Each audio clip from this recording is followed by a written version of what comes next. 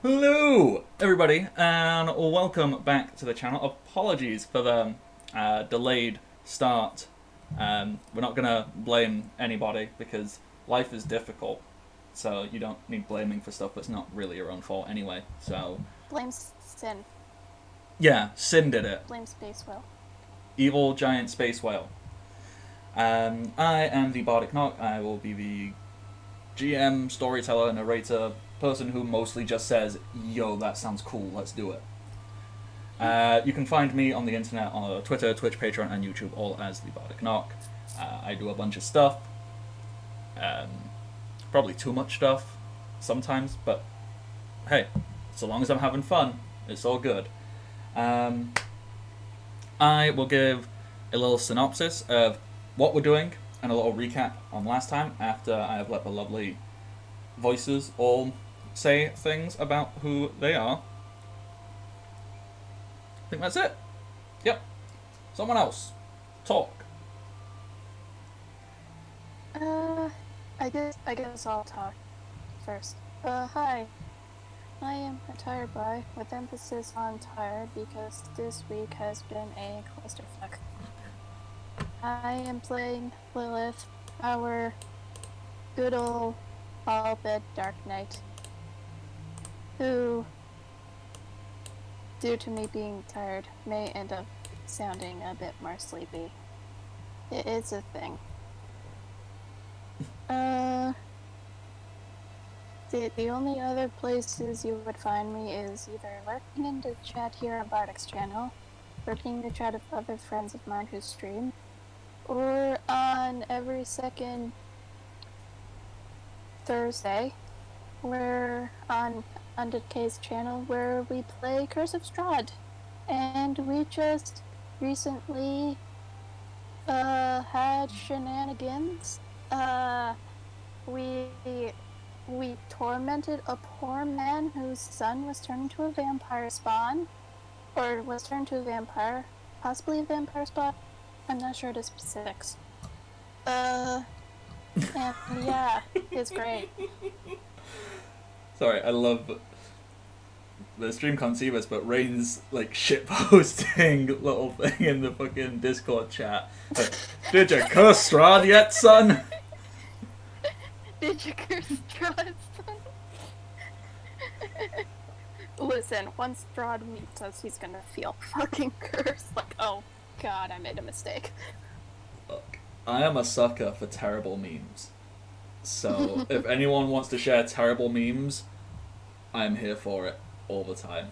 Do it non-stop. Listen, I share terrible memes, but they're all outdated, and I can't even get through them without either cringing or just laughing my ass off.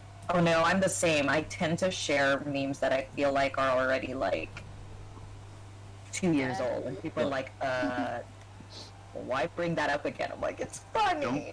Don't make me bring out the Badger song. Look, dead memes are the pinnacle of memes. So, bring out all your dead memes. That's all I want to see. Alright, Bring out your dead memes! Bring out your dead memes! Alrighty, thank you, ATB. Natch, are you here and with us and want to introduce who you are today? Yeah, I'm here. I'm Natural One. I'm playing Malcolm the Red Mage. I'm not really doing anything outside of this, but I got some real hot takes on Twitter if you want to see what I'm bitching about there. That's all I got. I don't have much today. Do the That's hot mood. takes have to do with pizza? Sometimes. Is it pizza? I mean, Do from you what want I... pineapple and Mostly, pizza? mostly it's about police brutality, but There we go. That's Hey. the thing. Sometimes it's about Drag Race. that is true. Also, All I am three still things. sad. Like, Okay. Shay deserved to win, and I'm here for that. I'm glad that she did. But I still wanted Jujubee. I love Jujubee. I would have been happy with any of them, to be honest. I wasn't super feeling Ms. Cracker, but I can't say she didn't do a good job, and I can't say she wasn't good enough to win. I wasn't I just, feeling it, but I super relate to her always being in her head and overthinking everything, I guess. that's it. a You know, mood. even if I can look at something and go, this isn't entirely everything that I enjoy, I can still see it and be like, but it's still good. Just because Yeah. it's not directly all the things I want, I can't discredit it. So I Right. agree. Any of them could have got it. I'm glad Shay got it because Shay's amazing. I wanted Jujubee because I love Jujubee. Anyhow, Drag Race. Yes. That's a different conversation. Rain, who are you? At this point, I'm not quite sure, but so I'm Rain Hayes, and I'll be playing Reno Boom, who is the very odd blue mage. As far as where else you can find me, on Tuesday nights I'm playing in Shay Foxy's Orla Codex game, which is based on her book series. So I get to play in one of my favorite worlds in fiction. With the author of said world as well. So that's Yep. In That's fact, so the character cool. that is my profile picture is my character in that game. Oh, nice. I dig that. All right, and is there anything else, or is that the only thing that you feel is important currently? I have nothing else going on right now. Okay, and then finally, last and certainly not least, Kupo. Hey, or Kupo, I guess.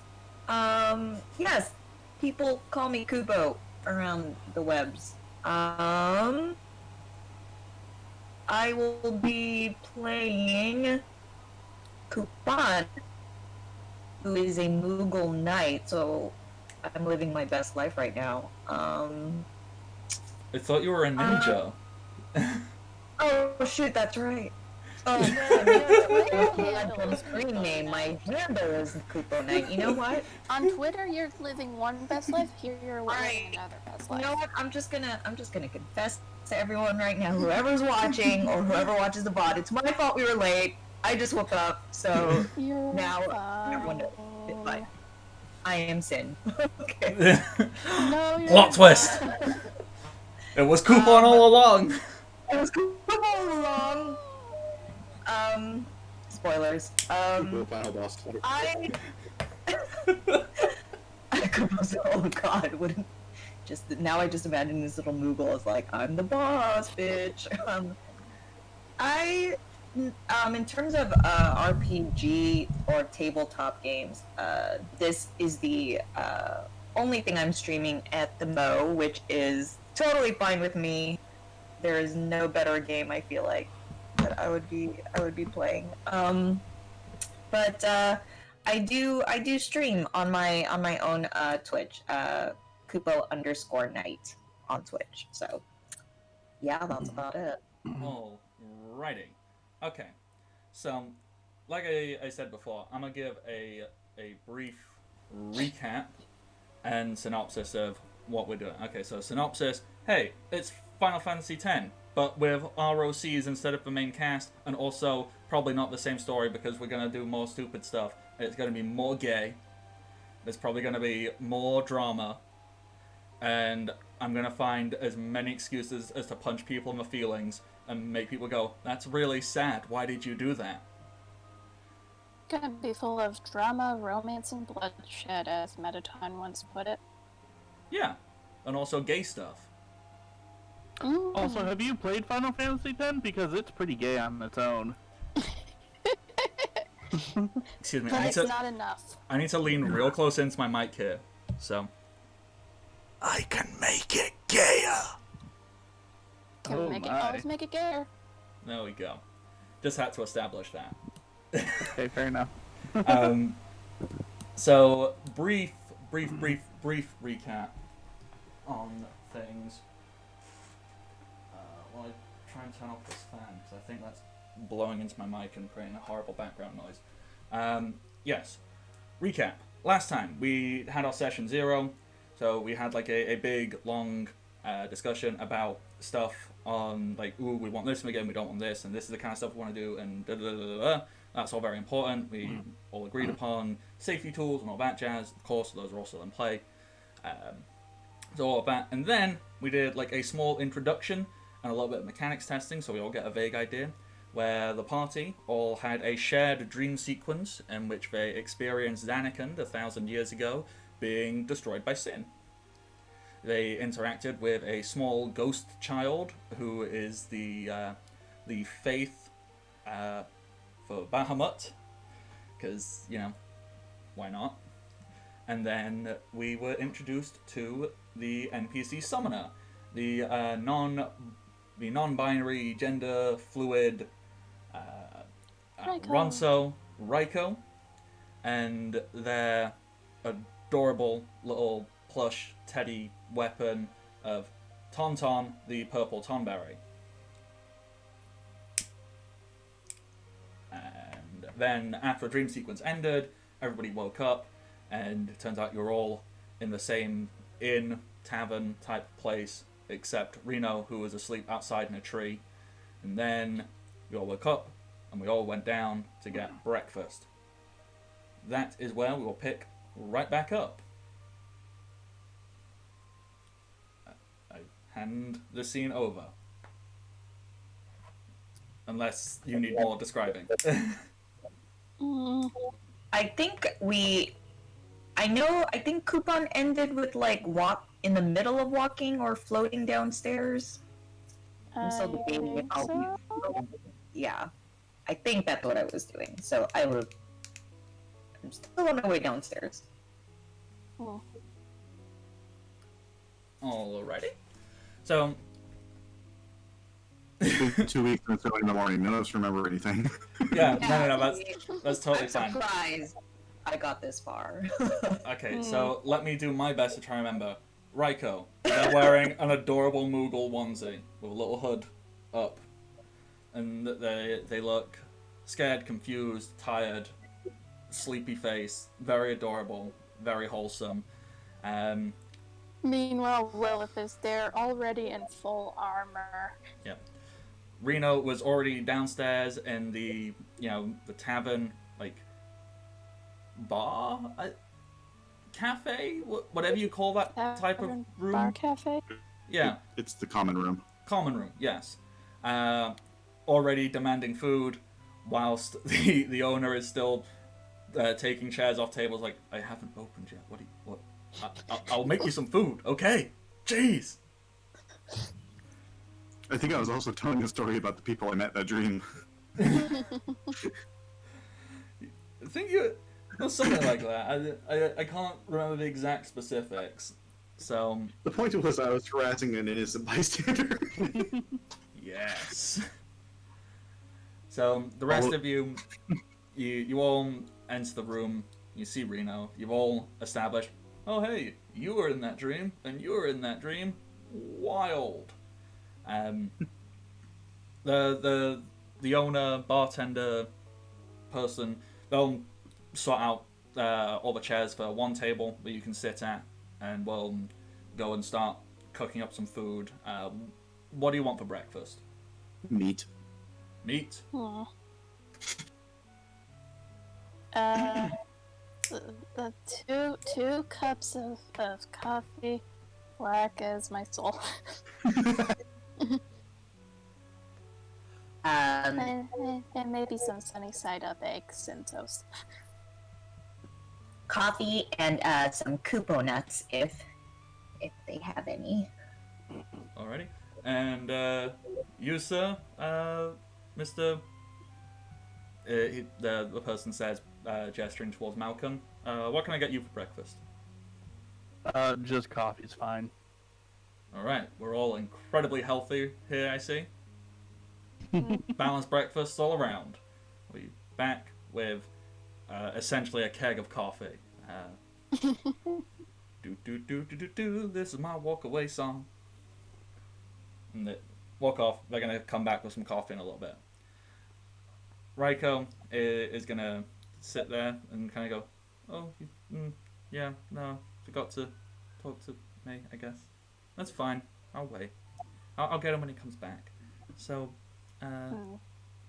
hi, everyone who I don't already know. I'm Raiko, but I think I already told you that in the other place. You know, before the giant whale came. Hi. How are you? So wait, so that was a real thing. That wasn't just me having too much meat last night. I mean, maybe. But did you have so much meat you created a reality that pulled all of us into it as well? Is that a thing? I've been there. It could happen, I think. Maybe. What? May perhaps. Sorry, I'm still trying to process Malcolm. Like, I've been, like, what?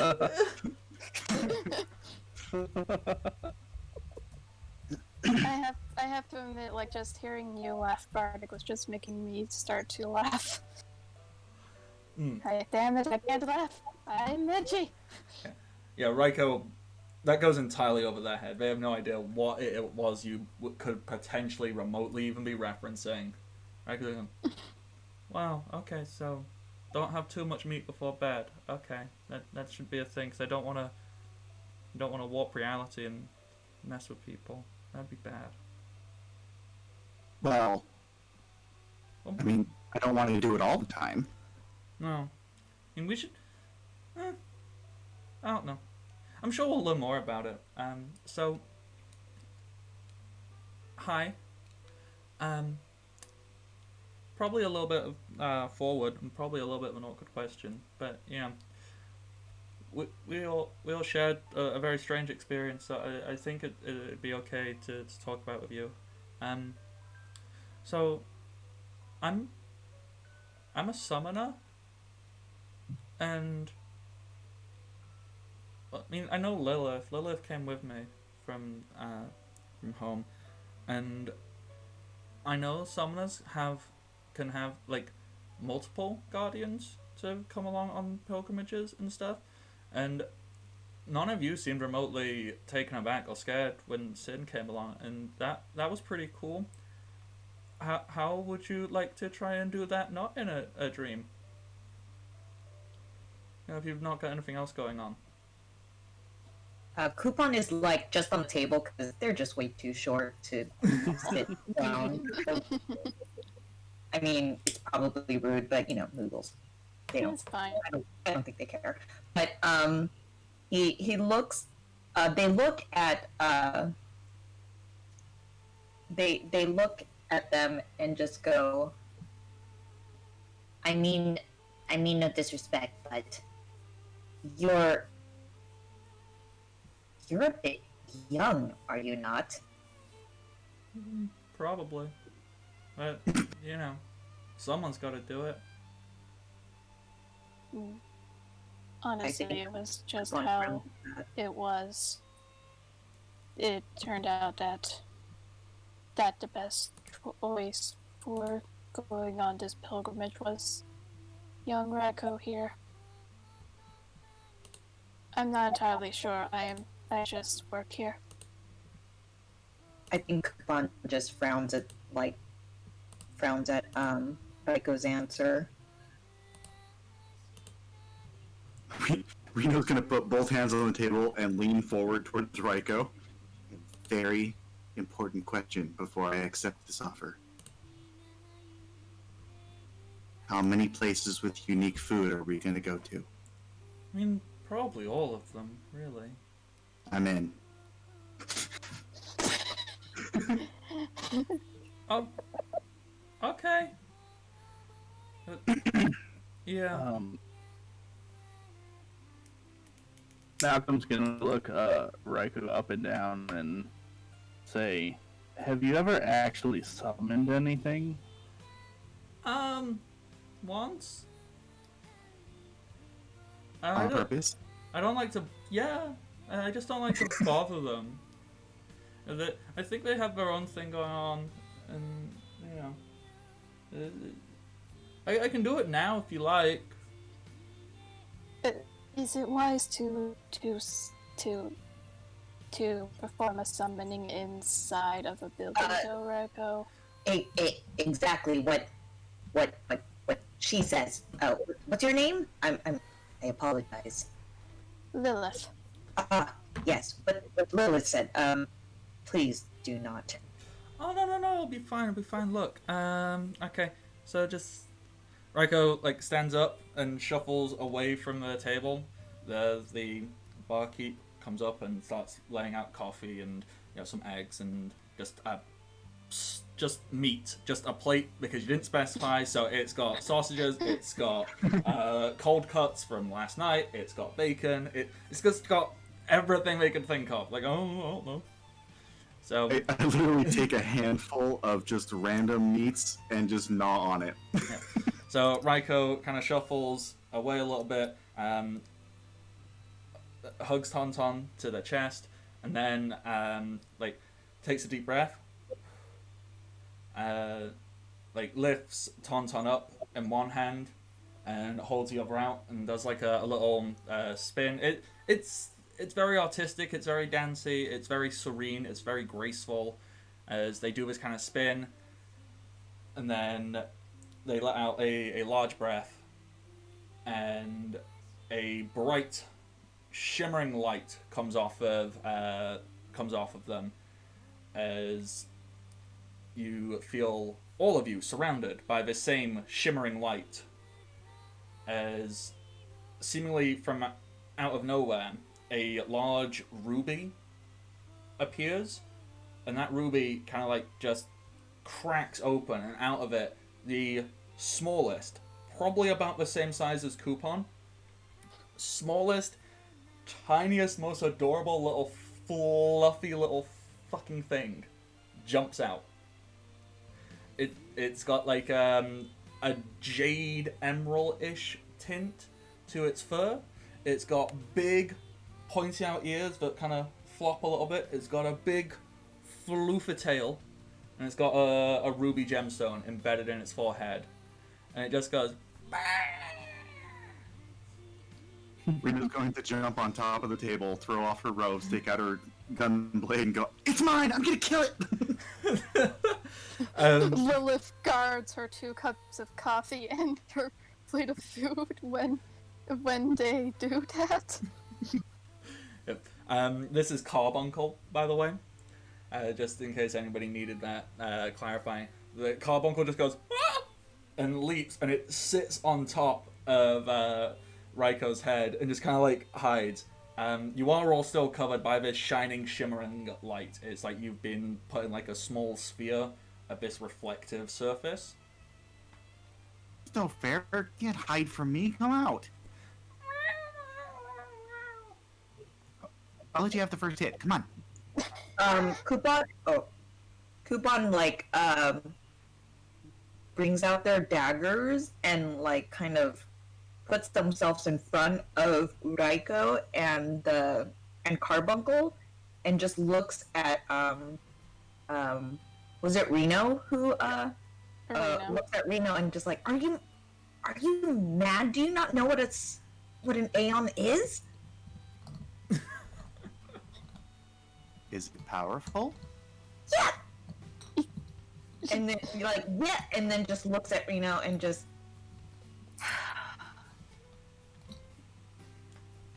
They're just showing what. Yes, they're just. This is proof that they're a summoner. That's all. And then just puffs, puts her daggers away. Okay, but it's powerful. I don't think it's a beast. Do not fight Carbuncle.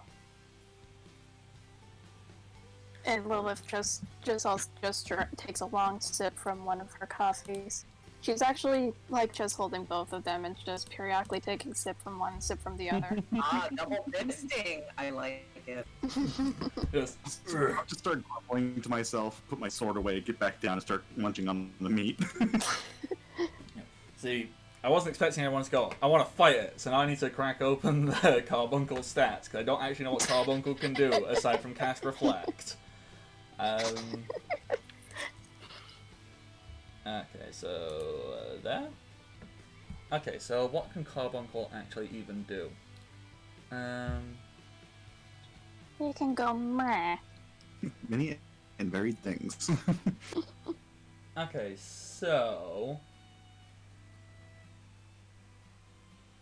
Okay, so it's a really weak non-elemental magic attack, and yeah, cast Reflect on the party for 4 rounds, and that's Aw. Neat. Oh. You know, the doggos bark. The doggos approve of Carbuncle. Yeah, I'm just looking at other stuff. Like, here's the other thing. Carbuncle takes double damage from physical attacks, Oh no! but 50% from magical, and it reflects magic as well. So,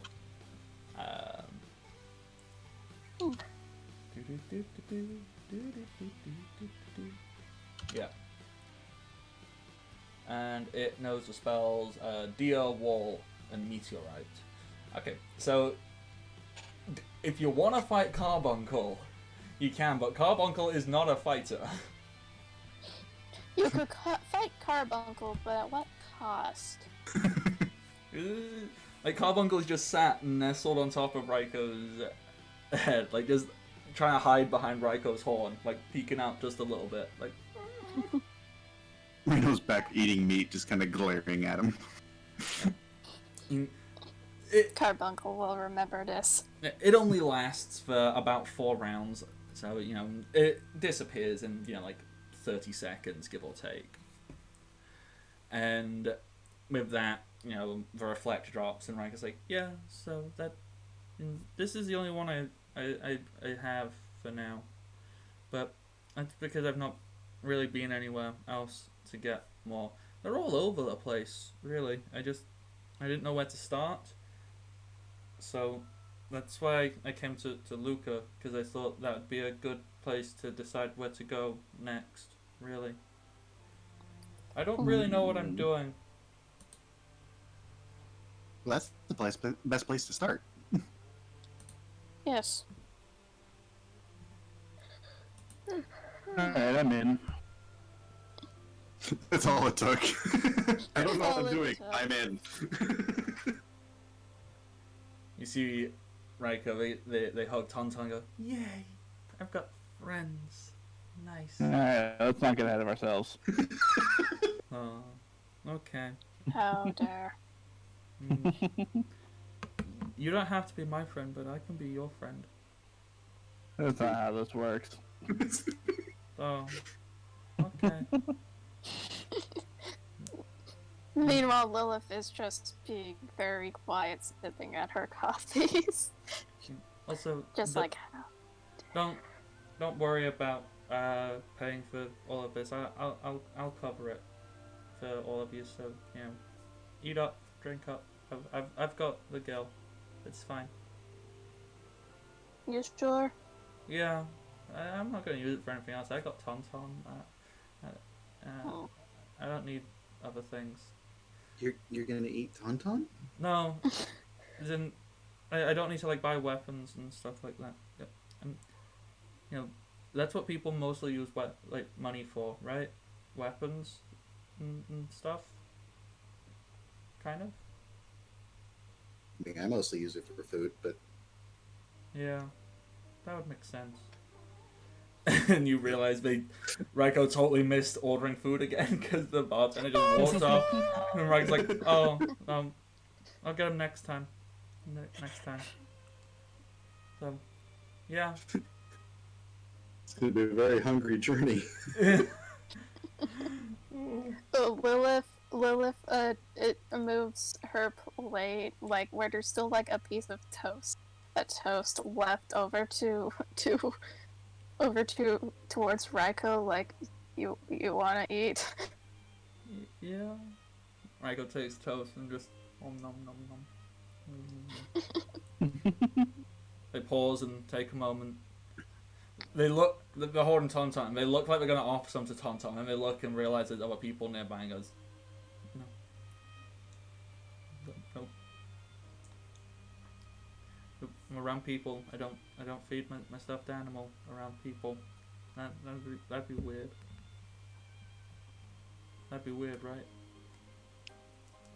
That'd be a little weird. Yeah. I'm not What's sure the I can qualify definition with of weird, anyways? Okay. So, do you reckon lots of people have that dream and just don't talk about it, or do you think we're special? Yes. To have dreams of in destroying an entire city. I mean, if a lot of people had that sort of dream, I feel like it would be more widespread. I just think it's strange. You know, like, what purpose other than, you know, narrative convenience would bring 5 strangers together and make them share such a weirdly profound moment? I just remembered I rolled high and knew who that kid was, didn't I? Yeah. Mm-hmm.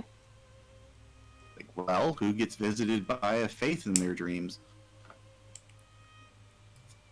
Of faith? A faith. Did I not say it right the first F-A-Y-T-H. time?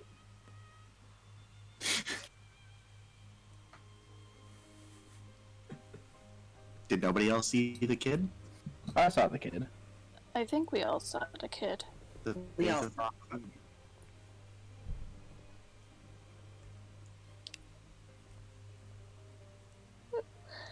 One of the most powerful faiths in Spira is a child. That's what the book said.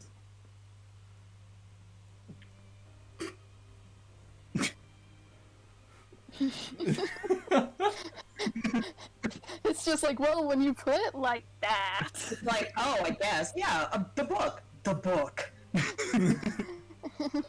That's what the strategy guide said. Okay. You know, the book of the Faith and You that we all read when we were young children. If I want to go Like, super meta, I could say it's a good like book. of faith. elementary. The book of faith. Yes. Yes, that book. We all had to read it in like small child school or whatever. She's You know. not really knowledgeable of Spira, but she had that knowledge, so I figured based on where she came from, she read in a book. I love how that's like just the generic answer to like, whenever anybody does a lore thing, he goes, read it in a book. Like, Where else would you find lore? okay.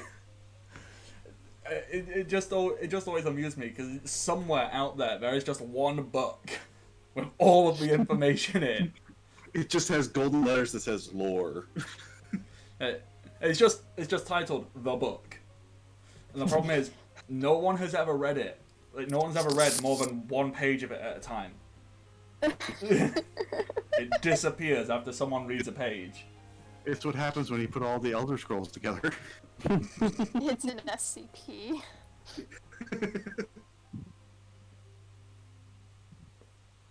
Okay. Not only does it disappear after reading one page, but it also kills you. Jesus Christ. The sad thing is that I understood that. Alrighty. So, you keep eating, you finish breakfast, you finish all your coffee, all of that, and Raiko does finally order something. All they wanted was a small bowl of oatmeal. They got their oatmeal, Oh. and they got some orange juice to go with it. And everyone's all eaten. Everything's all done.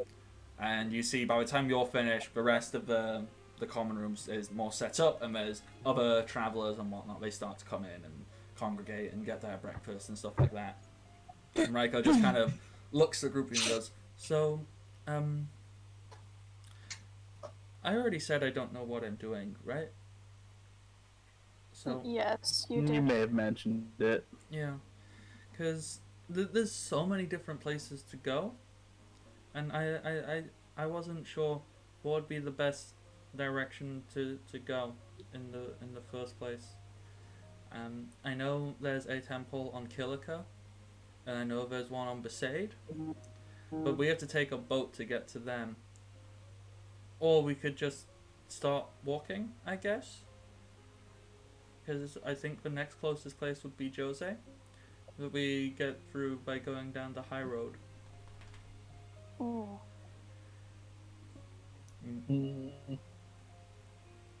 So there's can a I boat trip with the islands, or there's walking. can I make a lore check to figure out which direction summoners typically go on their pilgrimage? Yeah? Okay. Yeah, I just have to think about, like, can you do that? Yeah, you totally can. What would you like to roll? I have lore everything. Go for it. I got a 14. The best skill. 14. Whilst there isn't, like, a pre-designated and this is the perfect path, Mm-hmm. logically it kind of makes sense that you want to finish up at Bavel, because that's closest to the Calmlands and that's closest to Gargazette, where the pilgrimage finishes. So you want to do everything else before you get there. It probably makes the most sense for us to go down to Besaid and then work our way up. That'd be smart. That's what smart people do, right? Okay. Does anyone have any other business here in Luco that they were? Because obviously you all came here for different reasons, and I'll help out with your stuff however you want. And that's part of the reason. I'm totally done when I finish this meat. Oh, okay.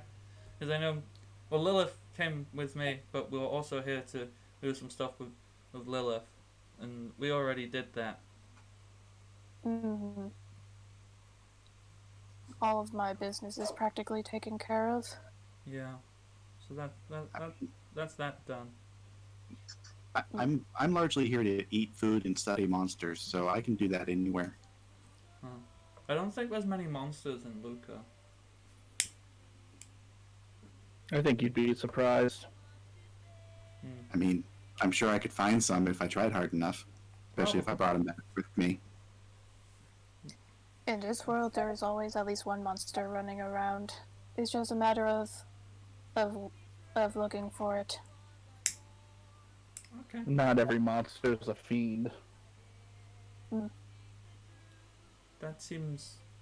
This seems to be going in philosophical directions that I don't understand. Yeah.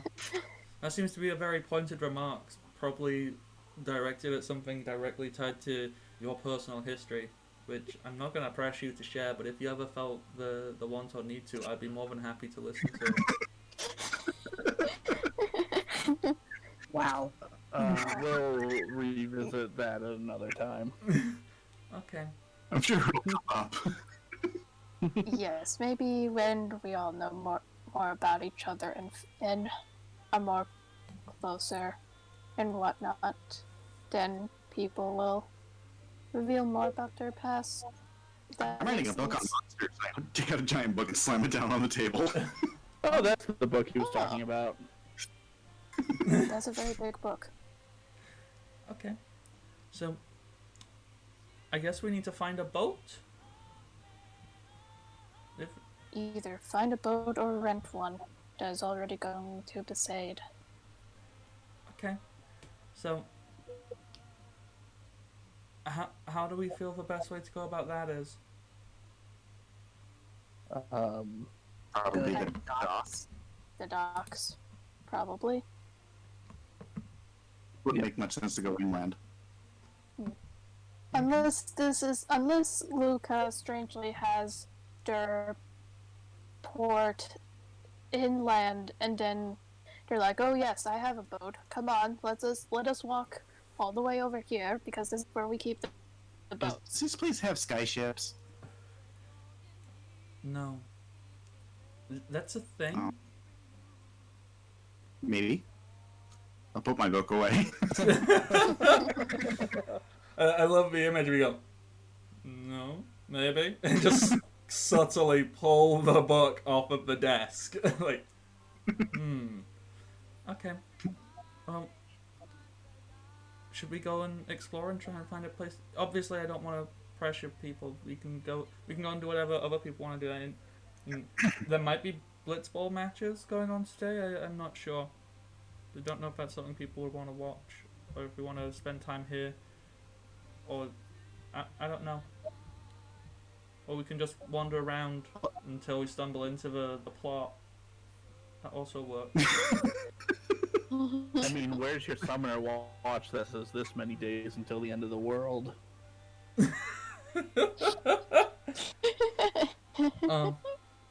I don't think I got given one of those. So if I understand this correctly, and you can correct me if I'm wrong, we're supposed to help you take down a giant monster named Sin? Yeah. Yes.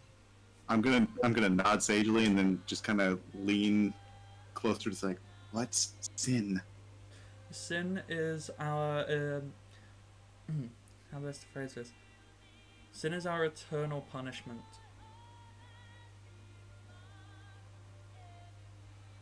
You probably want We a do better not- explanation than that, don't you? We I do mean- not know for what, but yes, our internal punishment. In the form of a giant whale. I never got that. I mean, if you're gonna be punished eternally, might as well pick something big. Yeah. So, do you want a better explanation, or are you okay with that? Yes. Okay. So, Yes. let me try and remember the teachings here. So, 1,000 years ago, there was the city of Zanarkand. And Zanarkand was so heavily reliant on its machina, and its people became arrogant and obsessed with being greater, more powerful, and just seeking new ways to move forward and push the limitations of our civilizations. And then the world got angry or didn't like the things they were doing. It was seen as unholy. It went against many teachings. And then Sin was born to punish them. And so Sin destroyed their machina, broke down their city, and it now punishes all of us. And as the summoners, it is our job to undergo the pilgrimage, to seek Lady Unalaska, teachings and gain the final Aeon, to combat Sin and bring around the calm for a period. But Sin always returns, because we are not done repenting for the sins of our ancestors. So before I say this, I want you to know, Bardic, that I am listening to everything you're saying. Mm-hmm. But Reno, on the other hand, Reno, on the other hand. Reno is full mouth open, snoring on the shoulder of Lilith. Lilith is not sure what to do. She's just like, So now it's probably a little bit heavy, first thing in the morning. Let's go get a boat. Because sure. I believe... And Lilith just gets up from her chair. Doesn't even bother to move Reno. It's just like, okay. Just slides out. Go. Up like she's alert the whole time and casually starts walking out like a cat. Because whilst we're I'm pilgrimage... going full anime with this. Oh, yeah. Nice. Just, you okay there, Reno? Yeah, it was a power nap. Oh. Okay. I just want to help people, really. So this feels like it's the best way to do that. Let's go. Yay! And I feel like everybody just watches them for a moment, and then we all leave. Yeah, everyone just kind of stops and goes, alright. You all get up, you head out. First thing that is immediately noticeable, outside, Luca is already, like, probably the most crowded place any of you have ever been. But it is much more crowded than it was the previous day and the day before. There's large groups of people, there's music playing, you see banners being lifted and streamers. There is some kind of event going on. You see lots of people kind of like... there's a lot of hustle and bustle. You see people all seemingly heading in one particular direction. Interspersed between all the regular, normal people, you can make out warrior monks of Bavel. So they're the people, you know, with like the weird helmets and the body armor. You can make them out as well, and you see them kind of like trying to go, yo, just stop it, stop pushing so hard. You'll all get a chance to see what's going on. Everything's gonna be cool. I'm gonna approach one of the warrior monks. Mm-hmm. What's going on? You telling me you came here to Luca on this specific day? You have no idea what's going on. I don't have the patience for you to be sassy back at me. Just tell me what's going on. I hate this city, so I don't care. Alright. Well, first of all, you know, Blitzball. It's the opening of the season, so it's a whole big to-do. All the players are arriving. It's a big opening ceremony, all that stuff. But I think the big draw is, you know, the person who's opening it. They're doing a big speech. It's going to be a big to-do, you know, ribbon, cut, you know, shake some babies, kiss some hands. I think I said that one wrong. Yeah. Nope, sounded right to me. Yeah.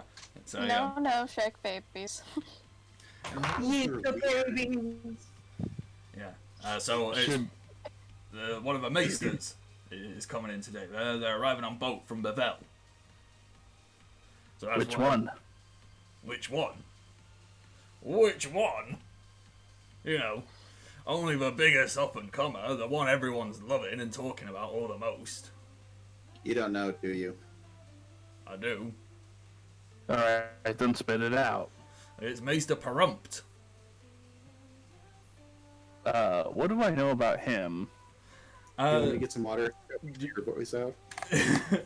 Do we all need to roll to figure out who Maester Purmt is? Purmt.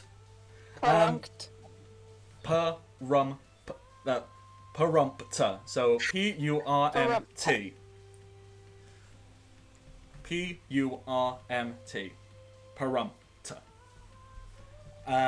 You can roll to see if you've heard about this guy.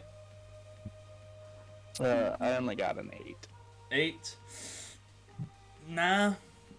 Yeah. You know, Maester's a pretty fancy ass title. Haven't really heard much else about him. He can't be that So- important.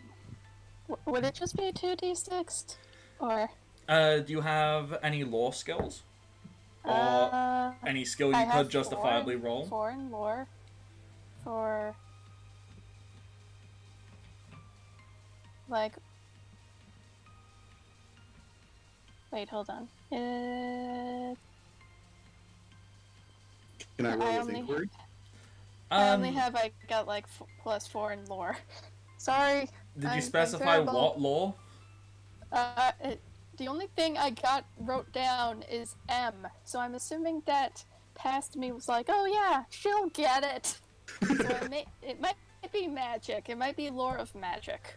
I think that might make sense. But I don't think that'd be I'm useful sorry. here. Yeah, I could just roll 2d6 maybe. Yeah, you could. Oh no. You, Okay. Rena, I believe you wanted to roll inquiry. Yeah.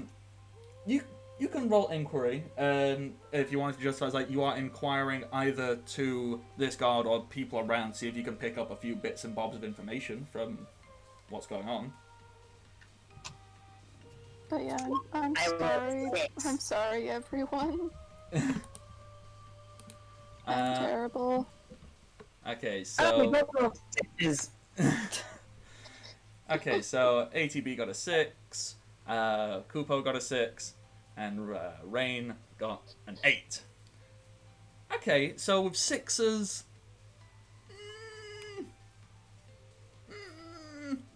kind of. You know the name, like you know Maester, Purmt. You've not really heard anything super specific. It's a very important person-sounding name. As far as you're aware, they haven't done anything as of yet. With the 8, Reno, you can inquire that Purmt is kind of held up by a lot of... Once again, you're not getting any super specifics here. But you can inquire and pick up a few bits. Like, Purmt has some quite diehard supporters. And people who really agree with them on lots of things. Purely because Purmt gives out this... this air, this aura, this story, basically, of Purmt was just one of the people and they earned their way there through hard work and determination, and but you aren't getting any like actual legitimate specifics. It's all very wishy-washy and nothing super defined about anything that they're doing or saying. But Sounds like one of my professors. but there is a lot of almost extreme devotion to this person.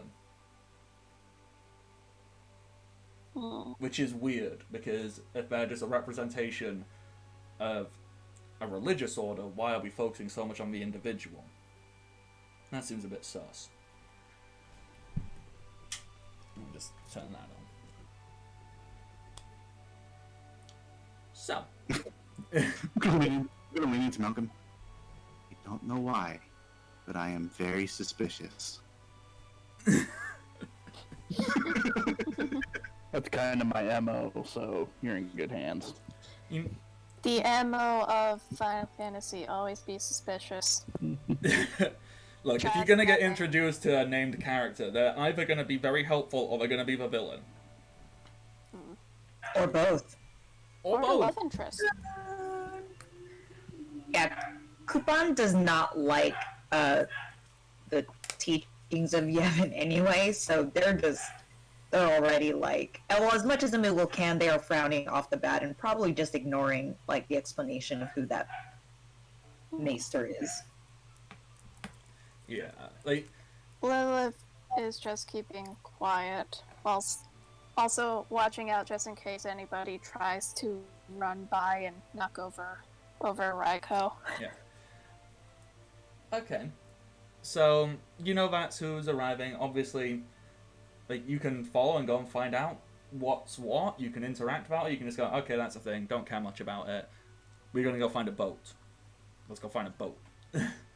What are you interested in doing?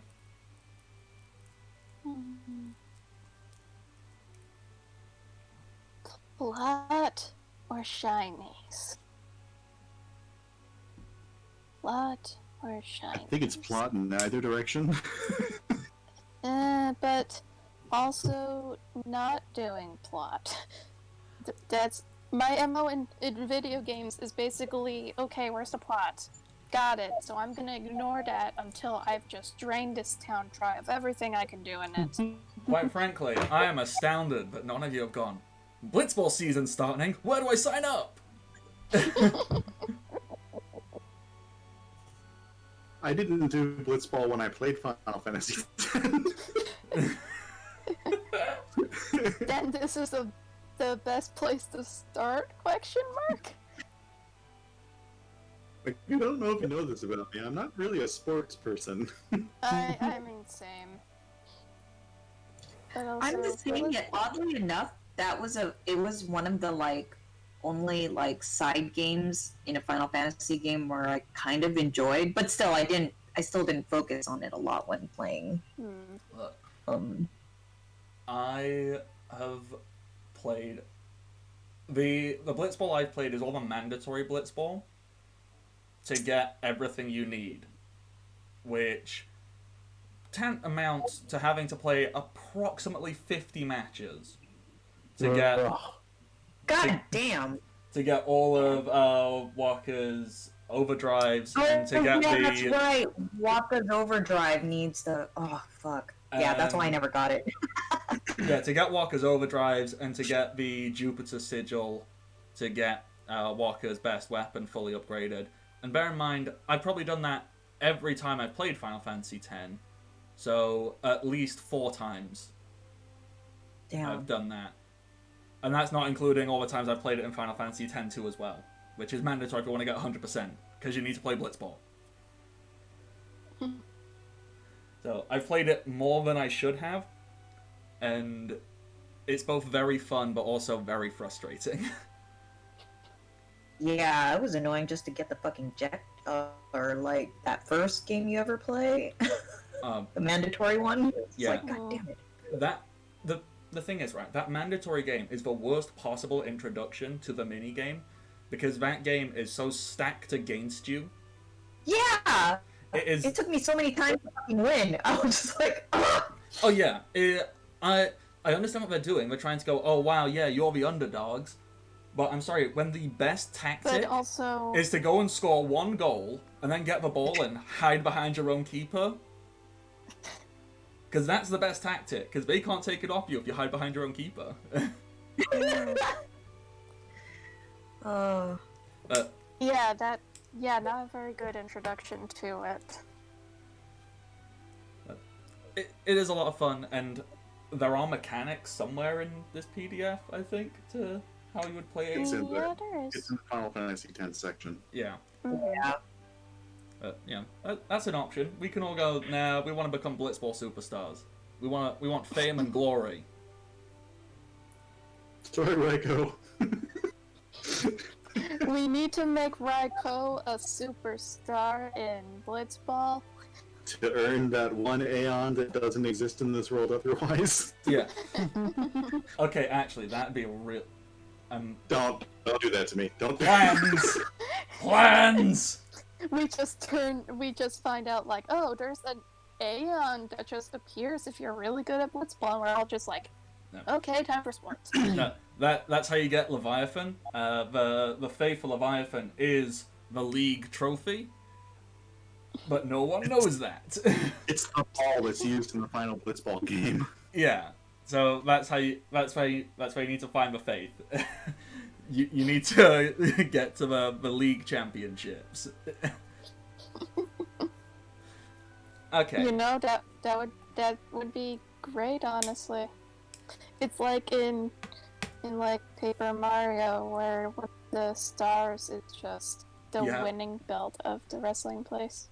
And then it turns out that it's not actually even the belt. It's a fake one. The real one's kept in some dude's office. Yeah. Alrighty. So, you've got information. You know, there's all this stuff going on. You can still navigate throughout the city. It's just a little bit more crowded, which, you know, it's not going to hurt you. It's just inconvenience more than anything. What would you like to do? What is your general vibe? Well, do we want to be tourists and look at this person that is apparently important, or do we want to just go straight for the boat? I mean, since we're here, I guess it wouldn't hurt to do a tiny bit of sightseeing in case we happen to run into anything that could be useful. I don't mind seeing what this dude is all about. Plus, I mean, it's still early in the morning. I'm sure the boats will still be there. I mean, as well. That's You do know that this guy is arriving by boat. So, if you're heading towards the docks, you're heading towards where he is anyway. You know, two birds, one stone. Yeah. Alrighty, so that you can walk through. You know, it's not like the streets are rammed full. There's people, and it's actually quite a nice jovial atmosphere. You know, there's quite a lot of joy everywhere, which is, I wouldn't say it's a rarity for the people of Spira. You know, there's plenty of joy in life, but you know, this is, I'm not going to say extravagant, but it's exuberation. It's more than the average person has in their regular village. It's bigger. It's like people are genuinely happy and excited that the Blitzball League is starting, that this Maester is coming, and it's going to be a big thing, and everything's great, everything's fine. So, yeah, you start heading towards the dock. So where you are, you walk through some of the town, some of the city, and you walk past the Blitz Arena, which that is buzzing with excitement. You know, stereotypical sports arena. There's people with their faces painted. You know, there's essentially like a tailgate, I guess, going on for Americans who know what that is. You know, so people like frying up food and drinking, and it's all wholesome family fun, but kind of also not. But we're all... So it's football in the U.S. Yeah! Yeah. Just without the needless aggression. Like, everyone is much more civil, because, you know, they go, it's a game, and it's fun, and it's entertaining, and it means a lot. But there's no need to get absolutely wasted and start fights with strangers because they like a different team to me. Because that would be silly. Yeah, that would be ridiculous. Okay, so no inciting things before we leave. Alright. No promises. Meanwhile, with all of this joy happening, Lilith is just looking all of it like as stoically as possible. And as you pass that, you start heading out towards the docks. You can see each of the docks where a ship is arriving. Each one of them's got quite a lot of people gathering. You notice that each dock, basically each dock, it has a different team arriving. So, you know, there's a team of Ronso, there's a team of Guado, there's a team of Albed, and then there's some teams from all over the place. And they've all got quite a lot of attention. But at the farthest end of the docks is the biggest crowd. And you can see a ship much bigger than any other ship. Is in, like, every other ship, you know, alright, yeah, they're big. They can maybe transport a couple dozen to maybe 50 people on. This ship, double, triple that size. Could easily fit 100 plus people on. It's big, it's exuberant, it is extravagant. Let's take that one. I feel that might be the one that Maester. And that Demi is... cannot say a word. Cannot speak. Sorry. And that is where the largest crowd seems to be gathering as well. Are we sure we can't take that one? I don't We think can they will try. let us. Legally? I mean, you could certainly try. So, are you wanting to approach where the biggest crowd is and the biggest, fanciest ship? Yes. Alrighty. Coupon would like to start just floating up around everyone and just trying to like get the view. Okay. So, everyone else, you're kind of struggling to see. Coupon, you have a clear, straight-cut view, everything. This is the ship from Bavel. You see there are some armed, like, very openly armed guards blocking the runway to the ship, and there are people trying to stop civilians from getting too close, and there's a whole lot of palaver and like da da da da da. And you can hear someone making an announcement and announcing. They're making an announcement and announcing. Wow, that's a redundantly redundant thing to say. They make an announcement and basically saying, and here is Maester Purmt. And they're about to step forward and address everybody. If people want to make a roll to see if they can make out who this person is fully, Coupon you can just see because you've given yourself like line of sight easier. Everyone else you can either roll or you can just be like, yeah, do I see, do I not see? That's up to you. Can I roll awareness? Yes, you can. Okay, I was gonna also ask like to roll awareness too.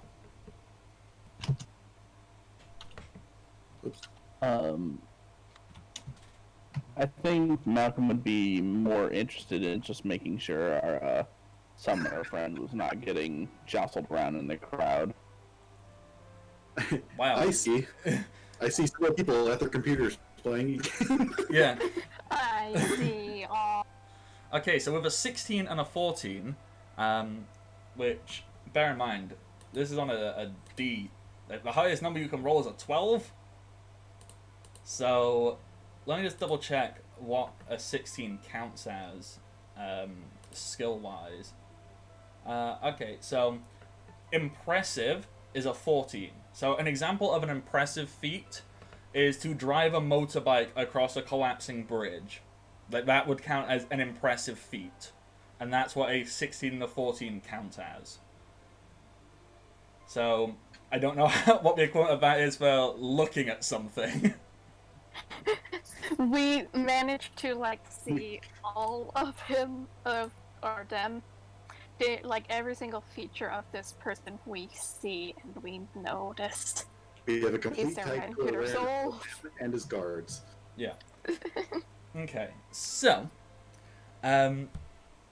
aside from Malcolm, who you're probably, just helping Raiko, because Raiko is so timid and so lovely that they're a bit like, so you're probably more focused on that.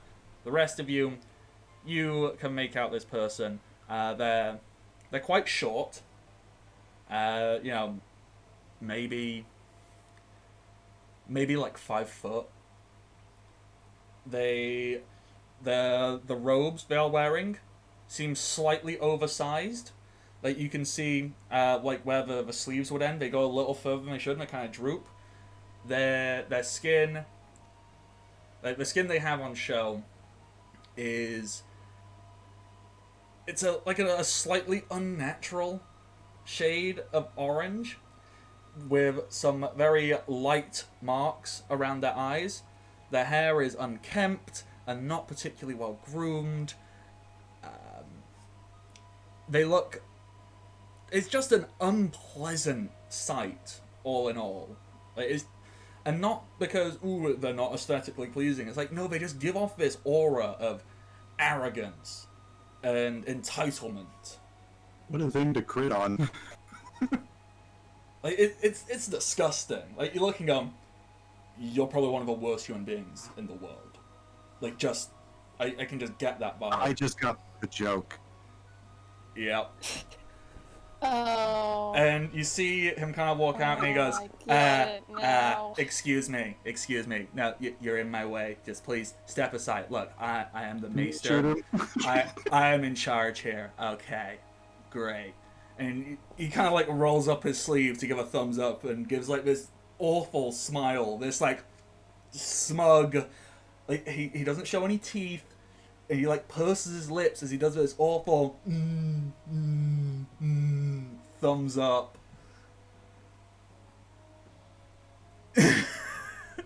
I'm such an asshole. The fact that it took us this long. Look. Oh my Listen. god, I get it now. Jesus. I'm just gonna eat myself off this game. I'm sorry. I can't. Look. Listen, I feel like if I was as tired as I was earlier, I probably would have taken much longer to get it. Sorry. I hate my life so much right now. What happened in my head was I was gonna have Reno ask if humans come in that variety of orange, and then I realized what I was asking. Oh no! Oh god, it hurts. Look, See, I was thinking of like a few people, like, oh yeah, it reminds me of like a few YouTubers, and then all of a sudden it just clicked like, wait. Oh, I know exactly who this dude is based off of. look. This is sin. This is the coming. This is actually sin. Or either that or this is why we're being punished. Look, I don't know where I have these terrible ideas to be like, this'll be funny. But I did.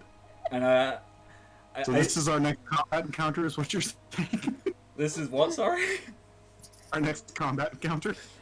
No, we fight him, then he becomes an unsent, and then we gotta fight him a few more times.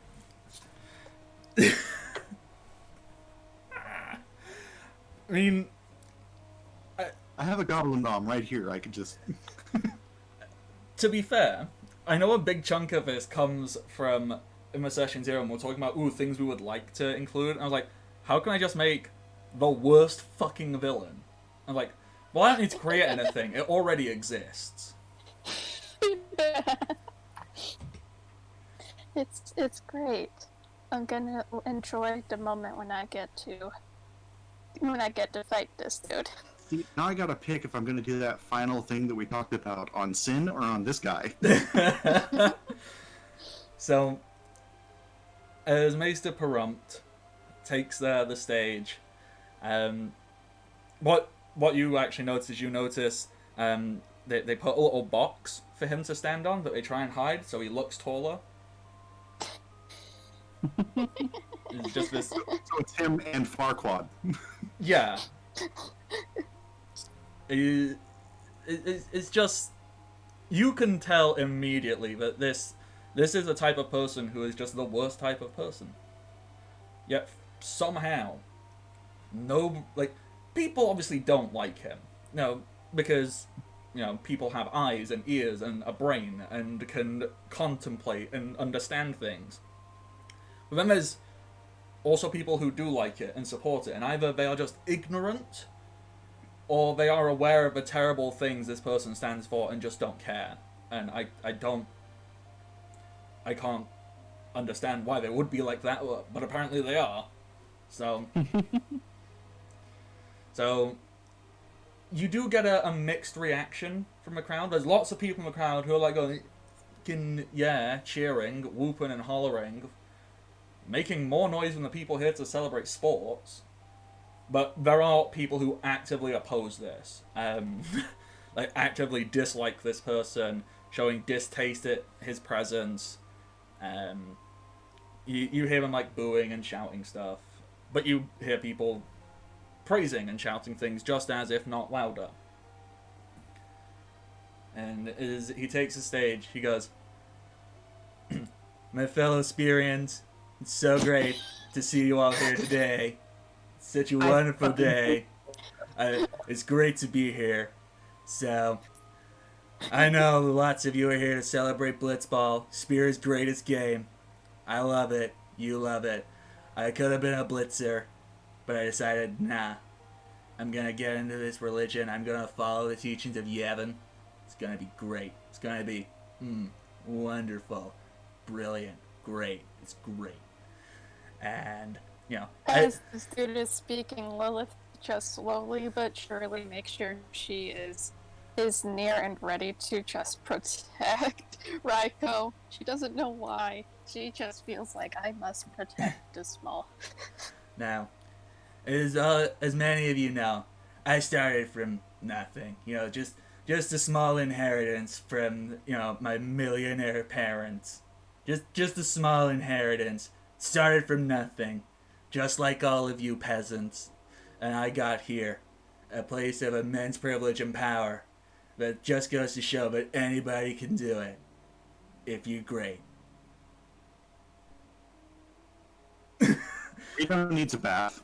Yeah. Can you tell I enjoy this because it's so terrible? I'm gonna lean in. I'm like, hey Malcolm, do you think they all got off the boat? Only one way to find out. So, Malcolm's gonna shimmy Lilith towards the boat. just leads him like, are you two actually going to confront this man? Like, No. Oh, absolutely Okay. not. Those guards. We're just gonna steal this boat. Yeah. okay, so you're trying to sneak into this crowd. You trying to like sneak in and not stand out. Well, we're on a dock, right? Okay, so I probably haven't done enough time to explain this. Like, if anyone who doesn't remember the dock layout of Final Fantasy X, basically, yeah, simple dock. The boat will be moored off to the side. He's currently stood, still kind of on the boat, but he's probably about to step off it soon, as he's talking, giving this terrible address that nobody really asked for. He was really just meant to come and wave, but no, he decided, I'm gonna make a speech, because apparently that's what people want from me. Or apparently that's what I think everybody wants right now. I'm gonna look at Malcolm and kind of gesture towards the water. You can swim around behind it. That's not going to be good for my leather, but alright. I mean, do you want to do that? Do you want to jump in the water and swim around and climb onto the boat? Take I'm opportunity where you I'm can? good with that. Okay, we're doing it. Malcolm, Reno. You don't have to roll stealth. Although, actually, you can do one of two things. You can either roll stealth or swimming. They'll do the same thing. Stealth to like be sneaky as you're doing it. Swimming, to not drown. One or the other, doesn't matter. I assume if you do one, you can do the other. D6 plus. Likewise, if you can't do one, you can't do the other. damn it, so- now I want. Now I'm just imagining, like, Lilith just following along, like, yeah, you know what, if everybody else is doing it, I'm gonna swim in this heavy armor. I got a 1 on one of those dice, and I still got a 10 for result. Okay, I yeah. got a 9. Okay, 10 and a 9. Now, I think they're both pretty good. Let me check. What does a 10 and a 9 come under? They both fall under moderate. So, an equivalent of a moderate skill is to see a tonberry in the shadows, or lie to an Imperial Guard. I think that's good enough to stealthily go below the surface and swim around to where you could climb up onto the boat carefully and quietly. Obviously, he is still currently on the boat giving this address, and there's other people, but you're there, ready and poised for when he steps off. Raiko is just kind of stood there going, what are we doing? What? They apparently want to try to steal the giant boat, which Oh. makes me think this small dude is compensating for something. Anyway, would you like to just follow their lead, or what do you want to do? Isn't stealing wrong? I think stealing's bad. I think. Not from this. Well, usually.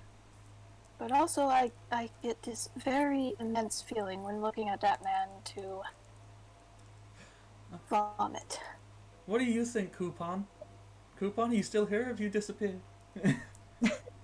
Coupon. Am I'll I decide if this man killed you. am I still like float? I don't have to swim, do I? Or like, is the party split? Have we split the party? I think we split the. Well, you're deciding if you're splitting the party right now. Two have already snuck off. You could have been doing whatever you wanted to in this time. If you wanted to just keep floating, keep an eye. If you wanted to drop to the floor and sneak on through the crowd. If you wanted to jump in the water or just like stealthily go near the water, like you can do whatever you want. I have Question. nothing. Oh yeah, go for it. Could somebody hop onto Lilith's back and Lilith just swims? If she gets a good swimming roll, that is, if we decide, yeah, we're gonna swim and steal this boat. I mean, yeah, because I assume someone's just gonna drag Raiko and take them with you, because Raiko's like, I have no idea what's going on. I am confused. I guess I want mean, to be. I don't want to participate in this thievery, but I think Coupon will just kind of float, maybe find some like building perch and just pretend to be like a little gargoyle and just like keep watch, maybe like alert Okay. them if they see someone coming. Yeah. Okay. So, some potential options here. Obviously, you're a Kupo. You're not a Kupo. You're a Moogle. You're a Koopa. I'm a Kupo. I'm a Kupo. I'm a Kupo. I'm a Kupo. The So only reason they pick the name Kupo is because they say the word Kupo at the end of every sentence. So whenever they have to introduce their species, they just go into an endless loop. I'm a Kupo. Kupo. Kupo. Kupo. Kupo. Kupo. So what you could do is either you could just go sit on like some crates on the dock and keep an eye, or you could probably float up and sit like on top of a mast of a ship and keep a lookout for your friends that way, or because you can get as close or as far away as you want. You know, you're a Moogle. People probably don't pay you much attention. No. Yeah, Coupon will just be on like one of like the highest like crate stack they'll find that is closest to the ship, and then kind of just like Alright. just sit and So- watch the madness happen. So from where you get your perch, looking onto the ship, you can see there's a small collection of guards, warrior monks on there. Not loads, maybe 6. Somewhere between 5 and 9. There's not loads. They're just on there. Obviously, they're like the people who drive the boat and the people who do this, and so they might stick around and guard it after Purmt leaves, but they also might, or take a smoke break. I don't know. So you've got a scope of the ship, which nobody else decided to have a look at. Everyone's like, yeah, they'll all get off a boat and it'll be empty and we can take it. Yeah. I didn't assume it would be empty. I just assumed we could take it. And this works. This works for me. Alright. And Lilith, what is it you're doing? Are you like just grabbing Raiko and like, alright, we're swimming. Let's go. I think I'm not sure, because Lilith would be like, okay, I don't want to potentially like drag Raiko onto this ship that could be heavily guarded. But also these other two who are now traveling with us as guardians have just jumped into the water and are heading towards the ship. What do? What do?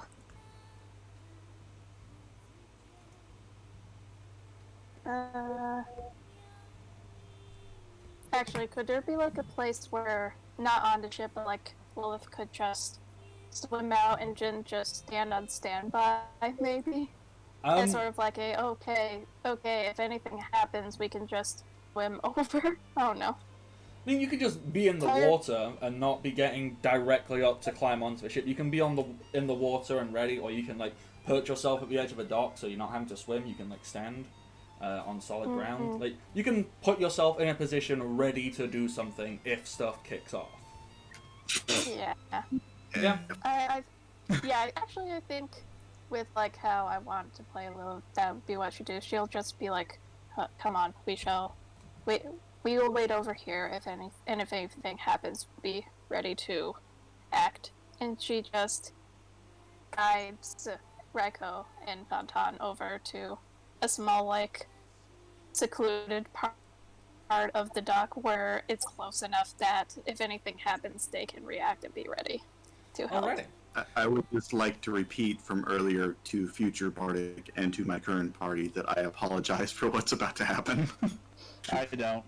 To future Bardic, I'm sorry you have to deal with tired spacing me again for a second time. No, this is good stuff. I like and enjoy all of this, and future Bardic will as well when they get to listen to it again. Alright, so you're all in various positions.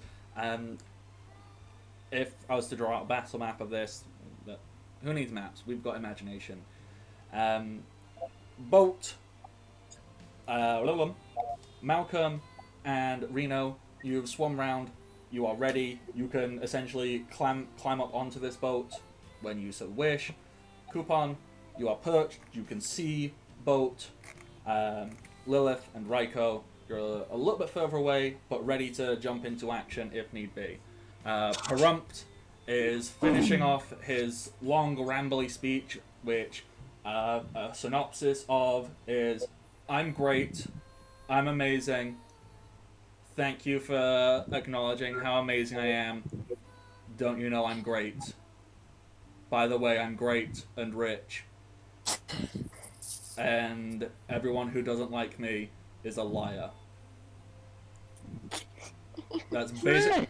Everyone who doesn't like me is sin. Yeah. Yeah, that's basically... You don't like me, this is why we're getting punished. Yeah. So, I'm not going to do a whole speech, because I'd have to write something, so I couldn't improv a Trump-esque monologue, because I no.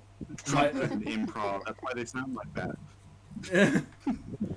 So, when it finishes, there's some cheers from people who have obviously fallen for this facade, this trick. There's people who just agree with it because they're not pleasant people.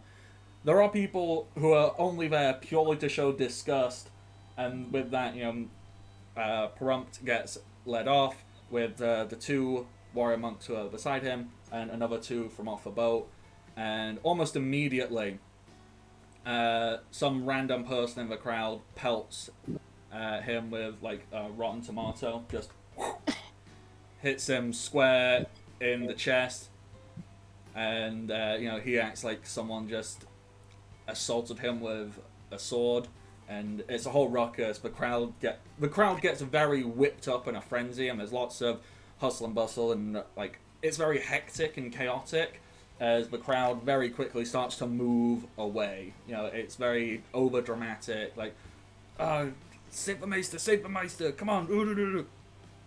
And there's a lot of push, a lot of shove, and the whole scene gets pushed away, leaving this dock basically derelict. Mm-hmm. I'm gonna look at Malcolm. Maybe we didn't need to swim.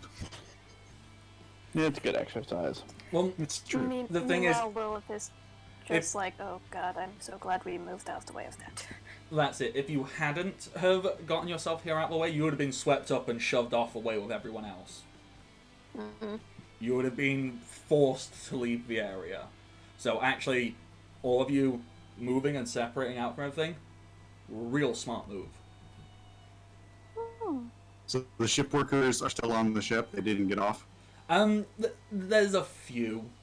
Obviously, you're not on the boat, you can't see exactly how many. Coupon can. They can see no more than 6 people. And they're, they all seem to be armed, they all seem to be warrior monks, very official, they're kind of just going around, making sure stuff's tidy. Some of them look very frustrated, like they hate their jobs. Okay, so what we should do, right, is make sure that Lilith and Raiko can get up on the ship, and then we destroy the gangplank. Okay.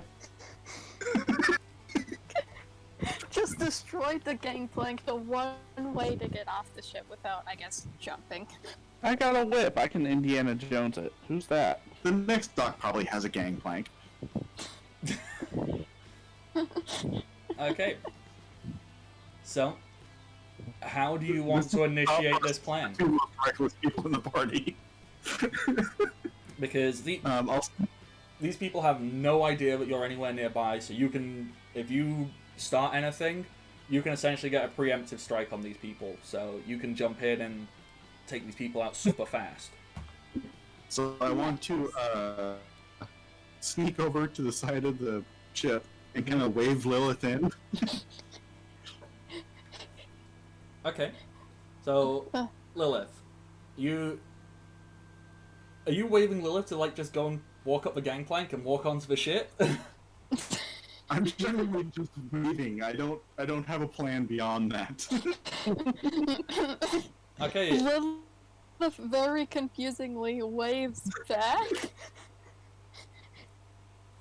I'm gonna and point. is like, I'm gonna point at the gangplank and then make an exploding symbol with my hands. I'm going to nod emphatically. you just see in the distance Lilith tilt her head to the side as she looks over to Raiko and is like, I think they want us to destroy the ship.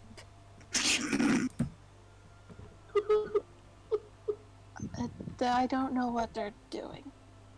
I was never good at charades.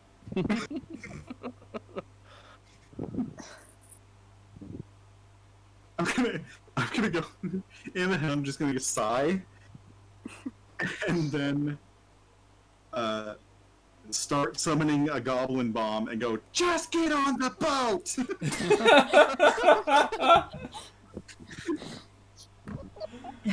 Okay, and with that, I assume that is the beginning of combat. So, it is a preemptive strike because you have jumped and assaulted a bunch of people who did not know that they were ready for a fight. So, the way this works is you all essentially get a round, and then you get to go again because you have a preemptive strike. So, begin round 1 of combat.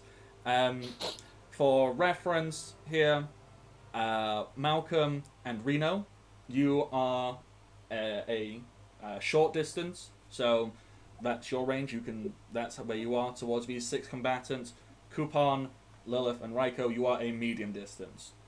And I did make a slight goof last time when I said you get 3 actions per round. It's 2. 3 actions is when you cast haste. I did a goof, but it's fine. It's fine. Yeah. Last time was a dream. Yeah, it was a dream. So, It's a dream. obviously, initiative doesn't exist. It's just you go first. So whoever like to go and do stuff, please take charge.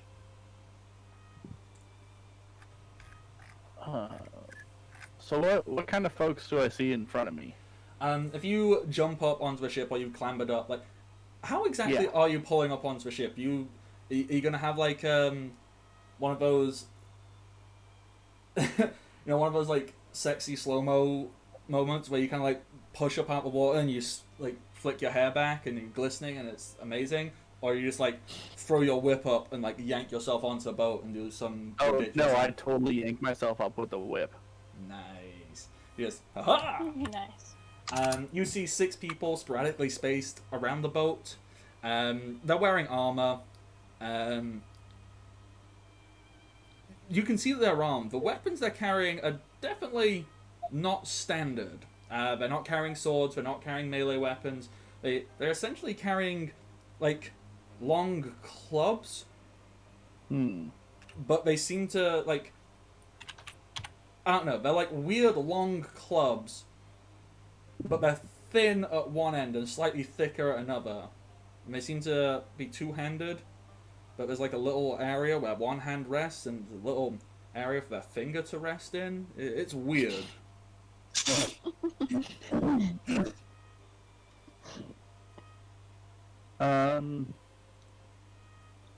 Do they look hostile at this point? You have just jumped onto their ship very aggressively. They look like they are ready to fight. Yes.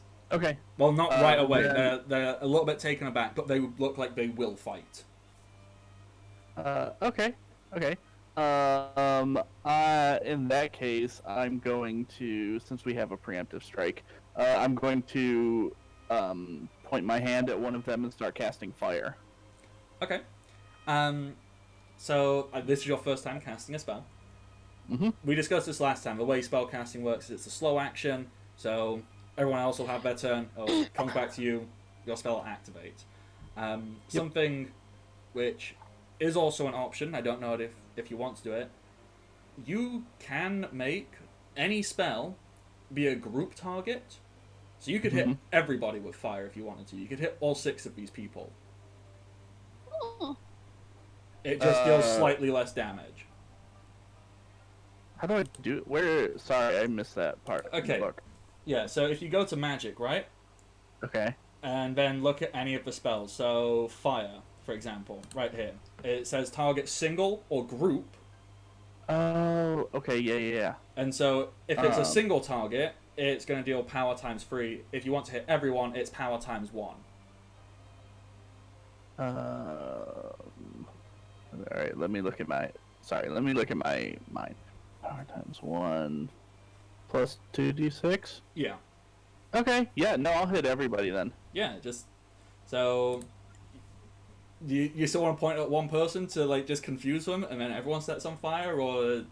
You want Yeah. Alright, so... We'll let you describe how that happens when it comes back around to you, so that's what you're doing to begin with. Okay. Reno, you were loading up a goblin bomb. I assume that is your preemptive move. So, doing that. I love that our 2 melee fighters who have jumped in are our 2 spellcasters, and our actual 2 melee fighters are a distance away going, what are we doing? Oh. Just like, oh god, what are you doing? Okay, so, Coupon, Lilith, you're a medium distance away. You can use an action to get onto the ship to be a close distance and then do something else. Or you can do whatever else you want to do. I think once Lilith realizes what's happening, she's just like, oh shit, and then just starts like running with like just beckoning for Raiko to follow her. And I guess once she's up on this ship, would she be able to like just wait to discern the situation before doing anything or whatever? Yeah, you can run up, you sprint up the gangplank, you stop, you look around, you see your 2 new friends, one who's just loading up an explosive in their hand, and the other who is getting ready to shoot fire everywhere. You see 6 warrior monks of the religious order of Yevon, who seem to be brandishing weapons. They look a little bit surprised. They weren't expecting to get attacked, but they look like they're ready to fight. You know, as far as they understand it, you know, some pirates, some thieves, some miscreants and ne'er-do-wells have just jumped to take an opportunistic moment of trying to steal something from them. They don't know what's going on, but they are ready to fight back. Oh, jeez. So, obviously your first action is to run onto the boat. You have another action this round, and then you've got another round before. Well, that's the end. So you've got another action, and then that'll be the preemptive round, and then you get your actual starting round. So you've got loads of shit you can do. So, what else would you like to do this turn? See, I'm not entirely sure what to do, because out of character, I am loving this idea of, oh, let's steal this asshole boat. But at the same time, as Lilith, I have no idea what to do. To put it... Because she is just like, oh god, what is happening? I guess we're doing this now. You could just go, alright, we're doing this. Let's chuck them off the boat. Fight them. Done. I don't know if that's your go-to in character. Like, yeah, we do a fight. We fight now. Or, I do have an idea. I'm not sure if it would count as an action, but could she, like, try to... Well, I'm not sure what she would... Well, it wouldn't... I don't have any points in it, but could I try to pull something like negotiation or something for just Lilith to be like, if you, like, leave, just leave. to the warrior monks, like, unless you want to get beaten up, I suppose, just leave. If you want to try and roll something for that, yeah. What do you want to try and roll for it?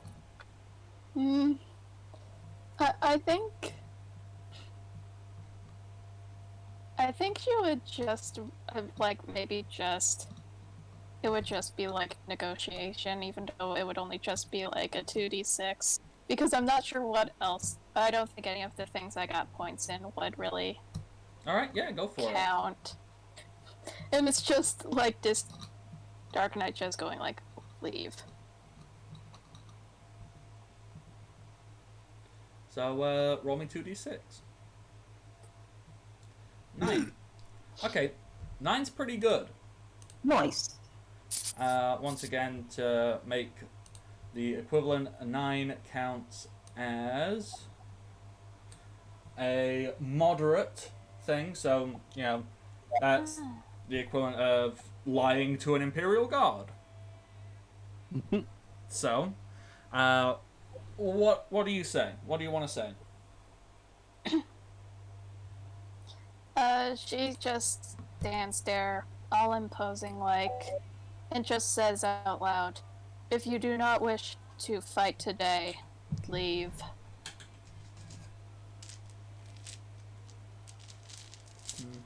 She is basically going the full.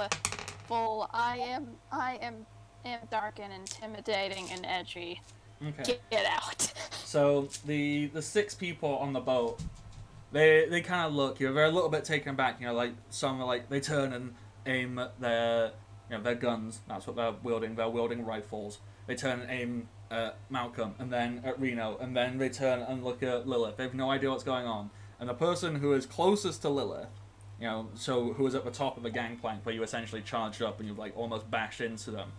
Like you glare them down in the eyes, and they go. You see the sweat like drip down from under their helmet, and their throat kind of like undulates as they gulp. They go, "Ugh. You'll never take me alive!" And just leaps off the side of the boat, cannonballs into the water. So you have removed 1 person from combat. Nice. Trying to take him? I did good. So that leaves just Coupon and Raiko left for this preemptive round. Coupon. Okay. Am I still on the dock? I'm on the dock. What I meant was, are the monks or guards on the boat? Yes, there are now 5 people on the boat. And you're Okay. sat from your perch, like entirely undetected, uninvolved. Just going. Yeah, "Nope." I'm just kind of watching the chaos and just going, just shaking my head, and then I just mumble, I guess I should help, and then kind of I'll start. I'll use an instant to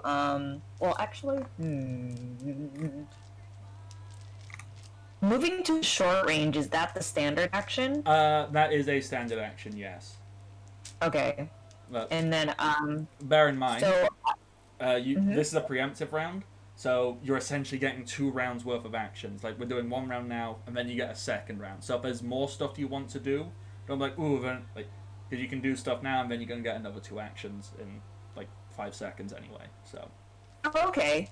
I'll just use this round to just move on to be sneaky and go into the boat. Mm-hmm. Are you wanting to sneak on, so nobody notices you? Do I want to be sneaky? No, I think at this point, like, I think the jig is up, so, no, I won't be sneaky. I'll just move on there. Okay. So that'll be 1 action, like 1 standard action, to just, like, float over from wherever you were perched to just onto the boat, and now you've got another action. Okay,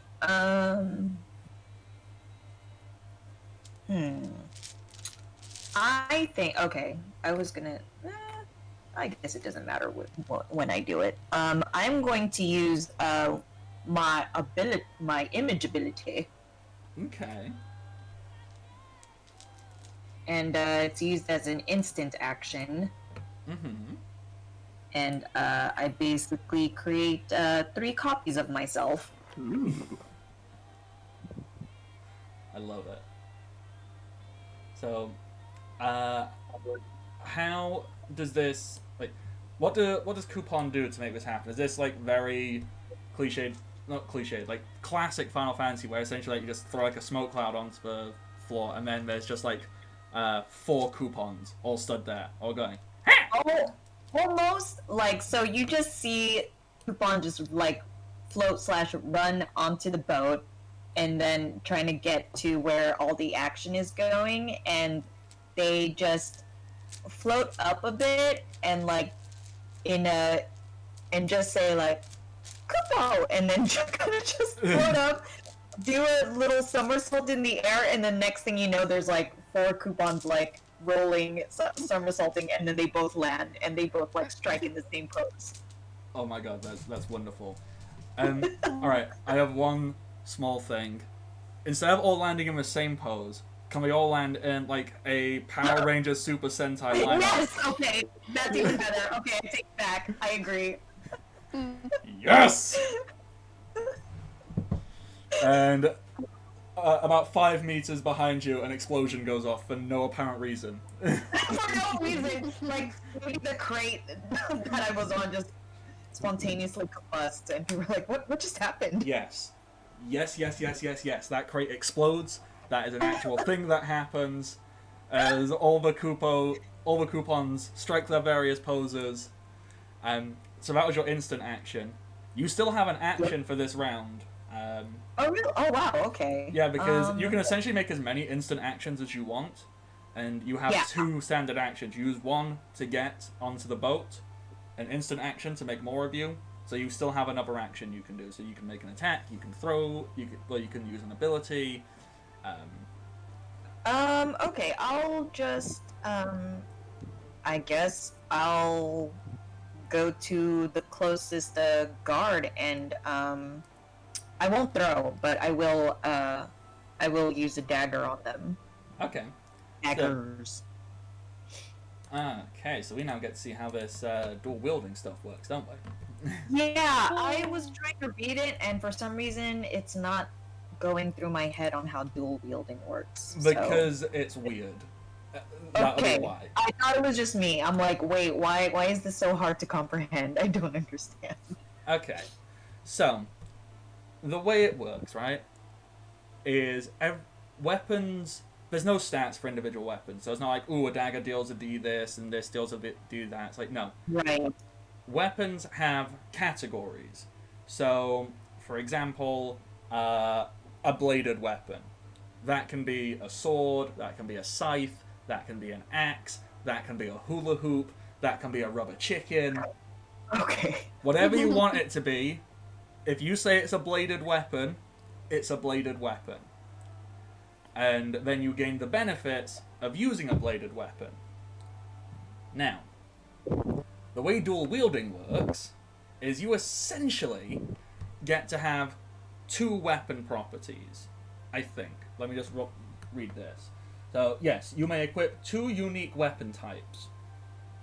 And so then you can get the benefit of having both, kind of.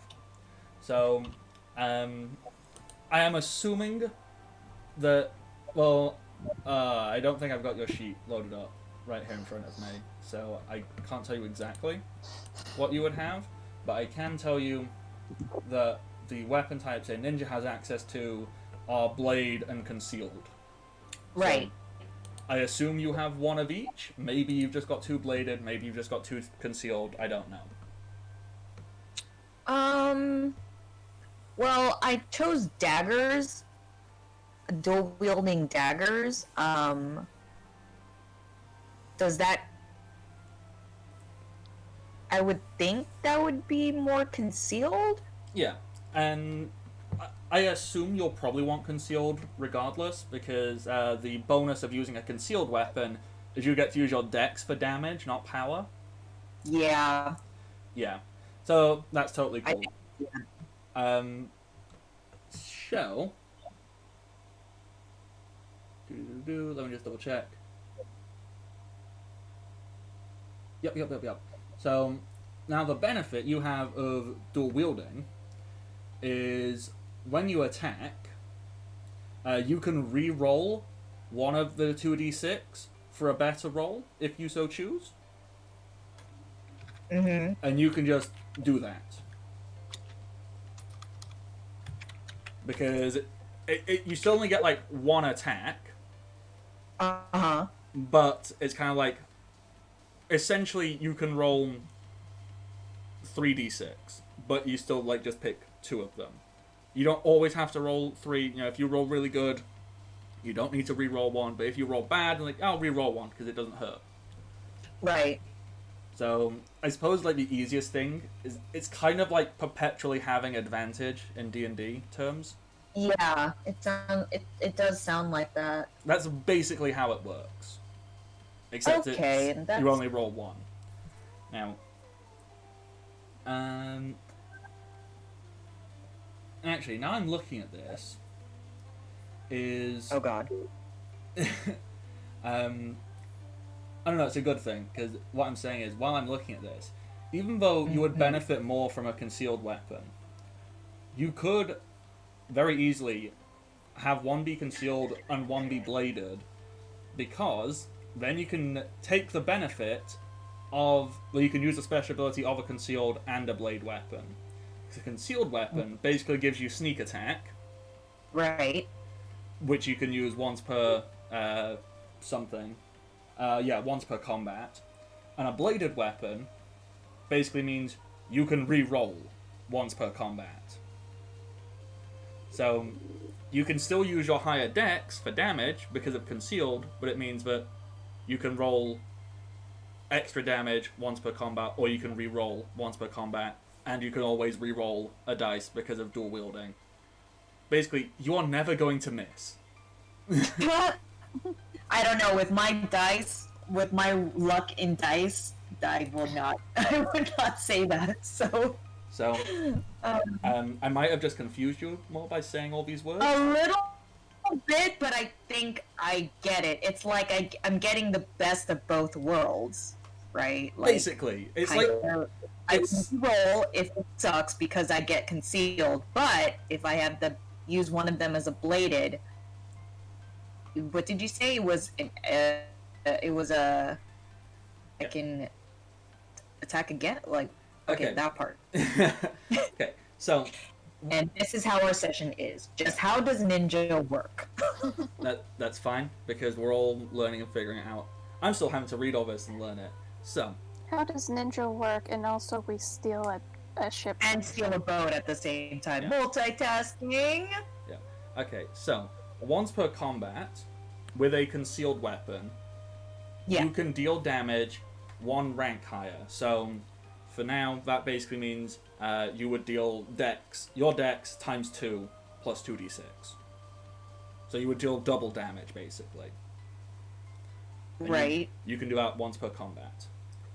What you can also do, once per combat, because you are dual wielding, is you can just re-roll your attack.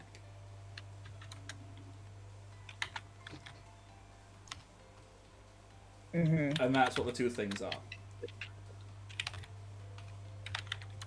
And that's basically how it works. You basically have two special weapon abilities. And then every roll, if you roll your dice and you don't like how one of them looks, you can re-roll it. So, for example, if you roll a 6 and a 1, you can go, I don't like that one, I will re-roll it. And you can just do that. Right. That is how it works. So basically you have like 3 special ways to use your weapons. One is standard, you can use it all the time. The other 2 you can do once per combat. Okay. I think. You think you've got it? Well, I'm the type, I need to keep doing it until it gets into my head, so That's absolutely fine. So, okay. you want to attack, right? Yes. So, to attack, you roll 2d6 plus your accuracy. Your ACC. ACC. Okay. Yes. Damn, why is my ACC low? Oh, okay, never mind. 2d6 plus... Oops. Why is there an X there? I swear, if after all this you roll a crit. Okay. I know, right? See, right there, what you can do... So I would... Yeah, I can re-roll the 1, correct? Yeah, because there's no penalty for re-rolling a 1. You can't roll worse. So you can just roll another d6. Again. Okay. You know what? I think since I know it's once per combat, but I will re-roll this just so I can like practice this. Yeah. Okay, so if you want to re-roll the whole thing, just roll the 2d6 plus 1 again. And Oh, then- I get to re-roll the whole thing? Yeah, that's what the I thought bladed it one. The bladed one is you re-roll the whole thing. The dual combat is every attack you can just re-roll 1. Holy shit, okay. Oh, gotcha. Because okay. it's like you're attacking with 2 weapons. Yeah.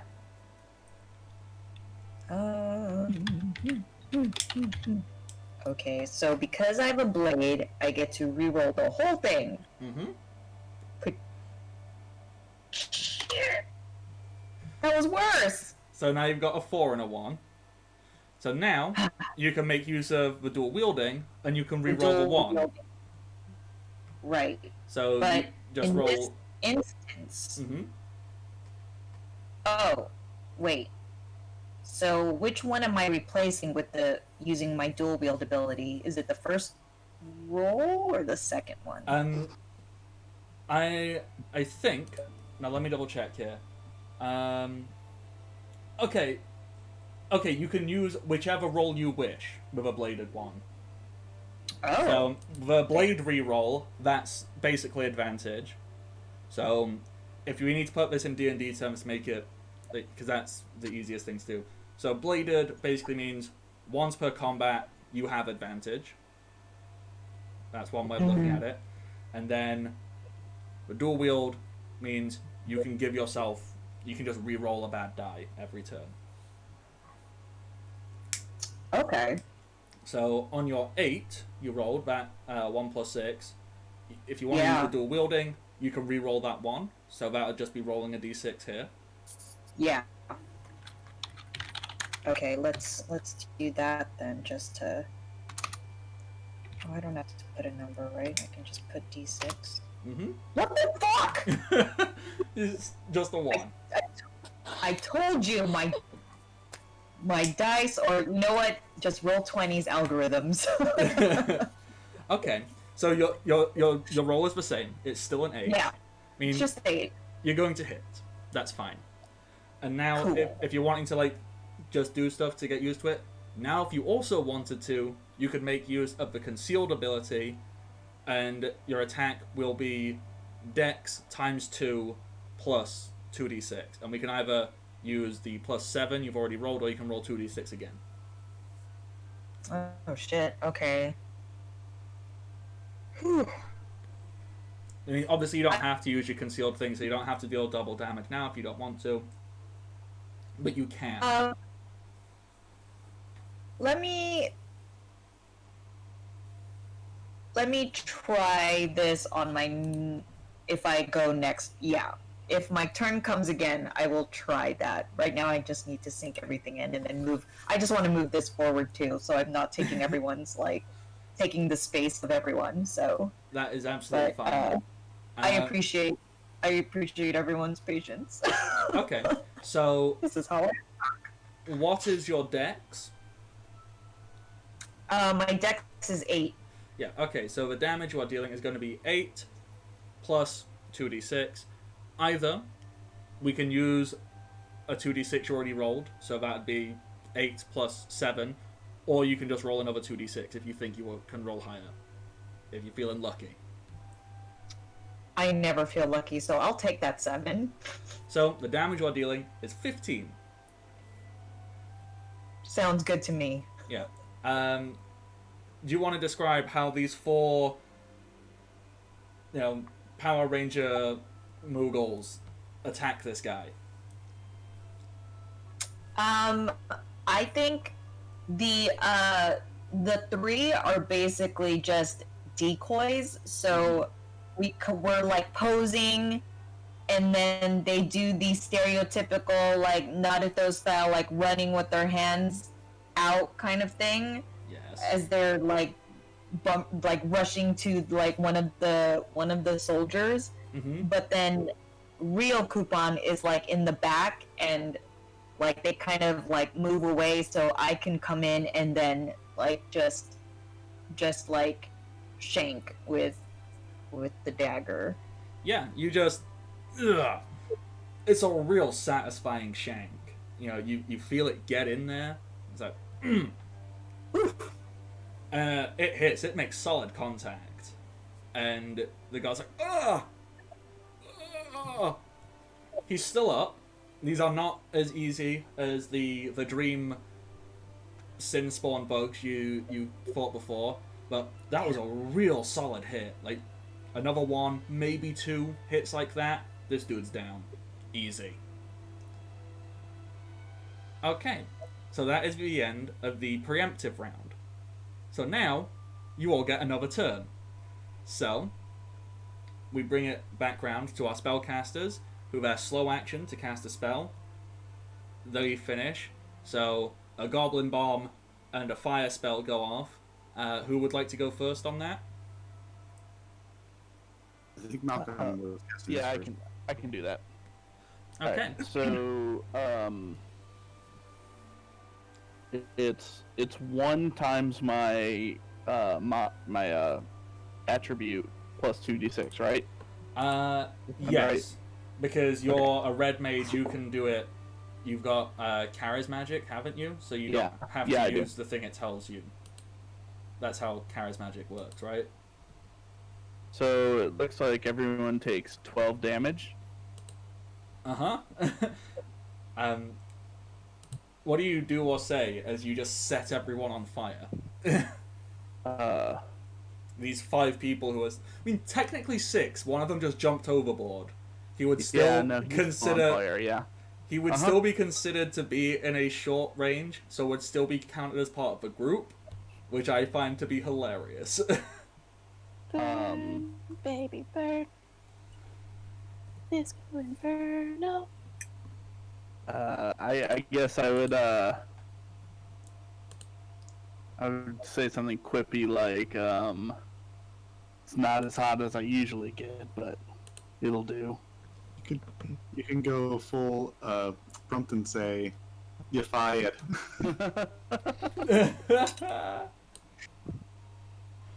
Oh god. Diddly diddly diddly dee.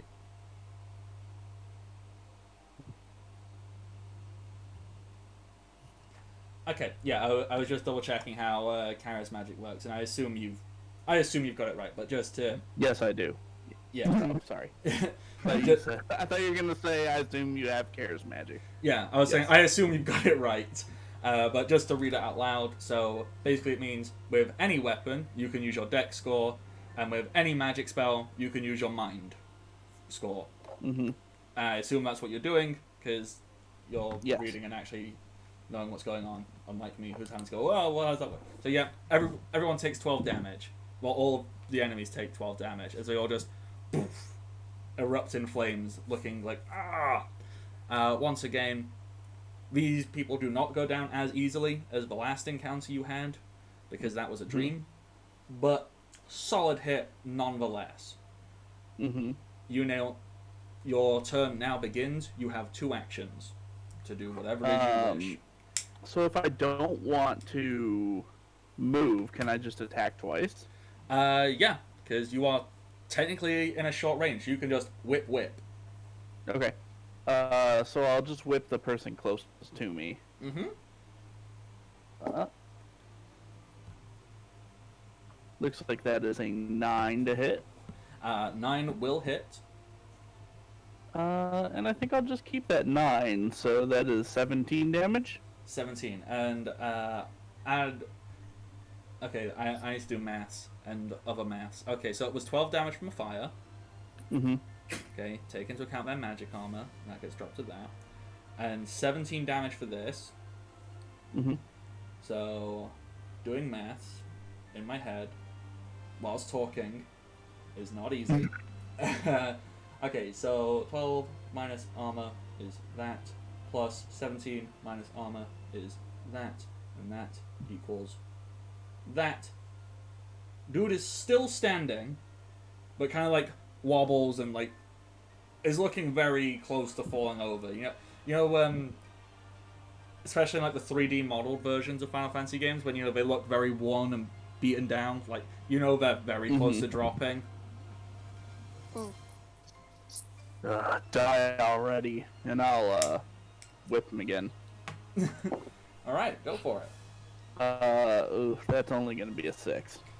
6 still hits because Oh, okay. this game, it's very hard to not hit stuff. Mm-hmm.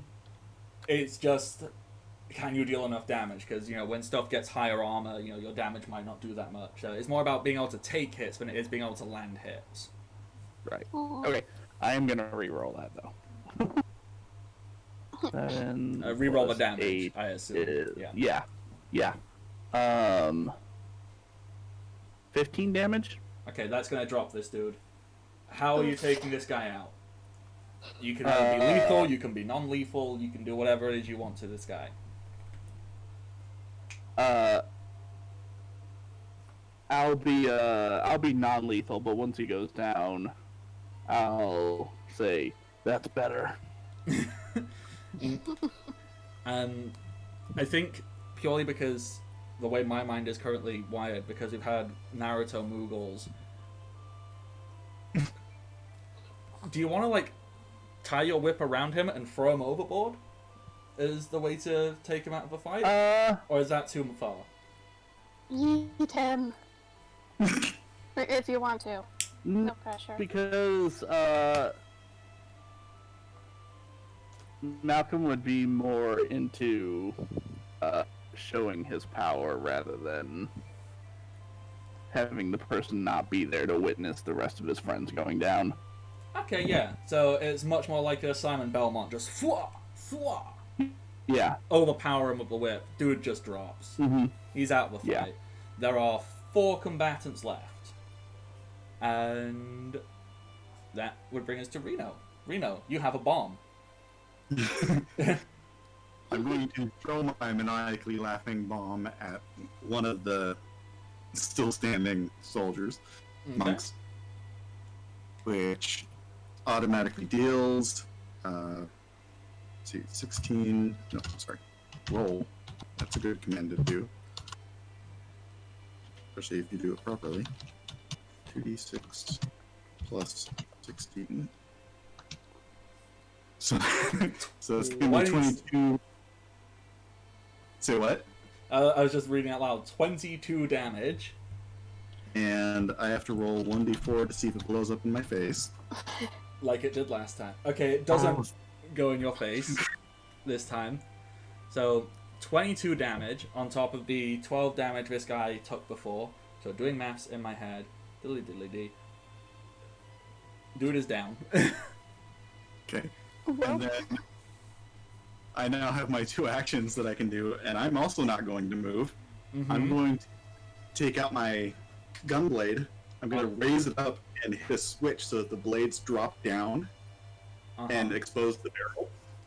And I'm going to take 2 rifle shots.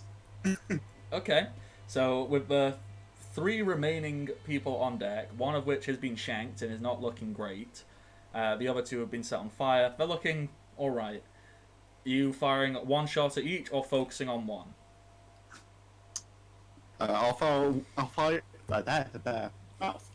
1 shot at each. Okay, so, for speed, just roll 2d6 twice, and we can just do them both at the same time. And I'm using accuracy? And accuracy, yeah. So 2d6 plus accuracy, just roll it twice. Okay.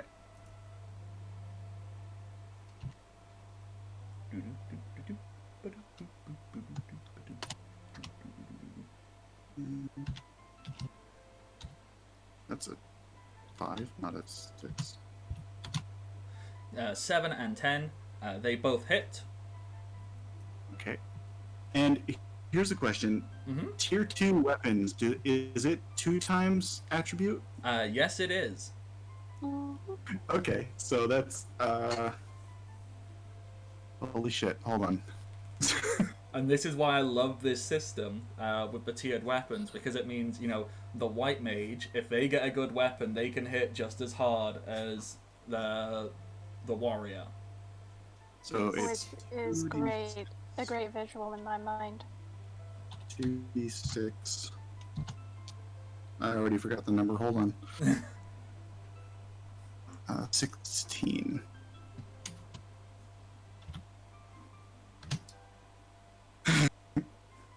And again, for the other person, Oh, jeez. so with a 20 and a 23, you go bang bang, two guys just drop. Just boof. And just for funsies, I'll do a flourish with my rifle that brings the blades back forward. Nice. There is one person left on deck. Yeah, there is one person. It's the person who has been shanked by Coupon. So Lilith, Coupon. And Oh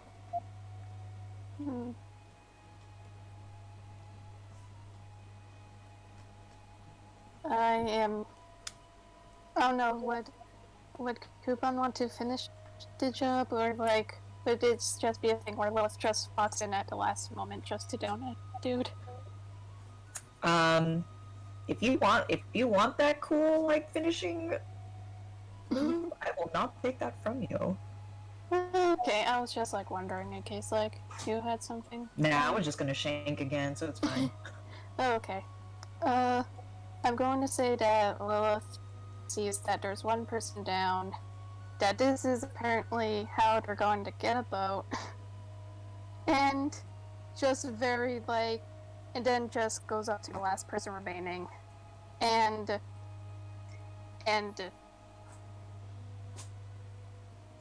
where it's basically she just comes up with her sword and just tries to take the dude down non-lethally.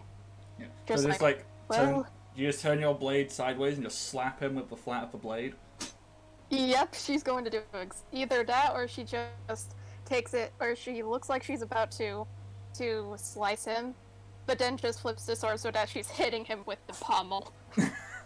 All right, go for it. So that's 2d6 plus your accuracy. Mm-hmm.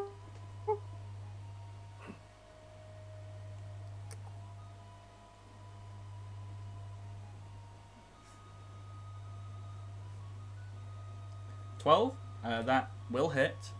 So you can take that 10 you've rolled, because unless you're going to gamble and try and roll higher than that, and you can just add that to your attribute, which is most likely power. Mm-hmm. So that is... well, that would be 2d6. 7? Or reroll? Or Okay, so... because... Sorry. So what is your stat? For power, it's 7. Yeah, okay. So the way you would do damage is you do 2d6 plus 7. However, Okay. you've already got a 10 there with that 6 and 4, and you can just use that. So you can just deal 17. Because it's hard to roll better than a 10. Okay, I'll keep this 17 then. Yeah, so 17 on the dude who's already been shanked and set on fire. You just clock him, and he just crumples, falls limp, just falls on the floor.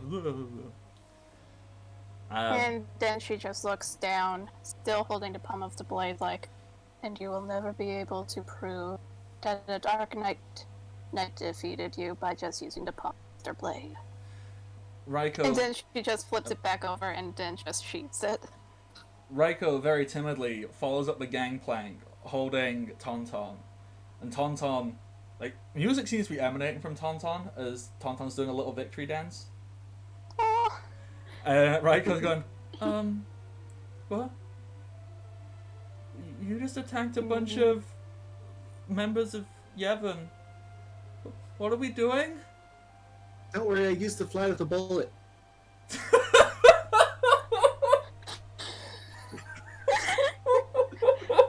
It's what Yevon would have wanted.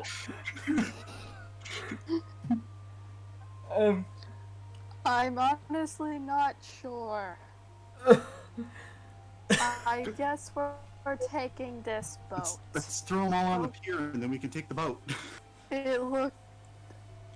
Okay. Question, Bardic. Yep. How does this boat look? Does it look like very gaudy, very Oh, attention it's seeking? disgusting. This boat is disgusting. You know, it's dripping in cheap-looking, tacky ornaments. It's like gold-plated. It's horrible. Like it's vomit-inducing. Because it's like someone who has no idea what class and elegance looks like thought, yeah, this is it. This is exactly what class and regality is. Like, that's exactly what he looked at. He's like, yeah, that. Lilith just looks around in disgust and is like, if we really are taking this, I vote either we give it a full makeover to make it look less hideous, or we sink it once we get to Besaid. My vote is sinking. I have goblin bombs. I agree with sinking. Yeah, that sounds like fun. Okay. So, you take the 5 bodies off the ship, just throw them in the water or on the dock or wherever it is. Oh, You can just see like 4 coupons like lift and float a body slowly and like push them off into the water. Yeah. I had an idea. Could we like have somehow stage it so that it seems like they just got whacked out drunk and let the ship gets taken? Totally. You could 100%, like, you know, you could go and find like some bottles of wine or something and like plant them. His private reserve. Yeah. Plant it, make it look like they just got wasted and the boat got taken. So you do that, you pull up the gangplank and you start to sail off? Or is there anything else you want to do before you leave? Well, I don't think we have time to do much else. Yeah, I feel like it's time to go since we just stole a damn boat from the... Okay. As you set off, you notice on the dock, as you are leaving, you've moored it somehow. Collectively, you figure out how to drive a boat. We'll figure out how you do that later, because there is a skill check you need to do to navigate, to use boats, to use transport. So we'll see how far you get. But you do all that, you set off. The one person who Lilith scared and made jump off the boat, you see them clamber up onto the dock and look out as you're escaping, and you see him run off. And you can hear him like shouting, "Oh, we're gonna get you! You can't steal from us!"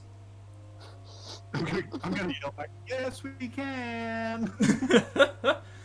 And with that, Lilith just stands at like the pier, all dramatically, and just glares back. just She glare is off now at him. As you see him running off towards where all the crowds of people had been pushed off, gathering and all that. And with that, you are now on a boat, headed somewhere. We will find out how far you get and how you drive the boat and all of that next time. All of this, we could have just paid for passage an hour ago. Yep. Yup! But instead, we saw this Trump Listen, you ripoff. brought We Trump, saw his so we boat, had and we were to- like, "You need to just steer his life up." Yeah, really fuck this boat up. Look, I'm just gonna point out, we've named this game the Rebels of Spira. Session 1. Literally session 1, we're going, fuck you. So we're playing into that. Yeah. I like it, I respect it, I love where we are going. Before we sink the ship, can we paint on the side of it, Tuck Trump? Yes. Yes. Yes. Yes. We can do all of those things. Alrighty. So, we'll wrap the session up there. I have been the Bardic Knock. You can find me on the internet, Twitter, Twitch, Patreon, YouTube, all of that jazz. I love this. I love this so much. I am so happy. I had no idea what you were going to do. I thought, like, oh, you'd see this guy and be like, oh, okay, yeah, that's a bad guy. We're on to you. But, We are very... nope! No slow build here. I love how also we're marked. Well, actually, we are totally good characters. I mean, this dude's an asshole. I don't feel sorry stealing his boat. No. Alrighty. Lovely, wonderful player, human beings. Who are you? Do a little sign off, and then we'll wrap everything up. So, ATB. Oh. Hi, I am a tired bye. I apologize if I seem more spacey and forgot the and such today. My brain is not really in optimal state. It's a thing. I would.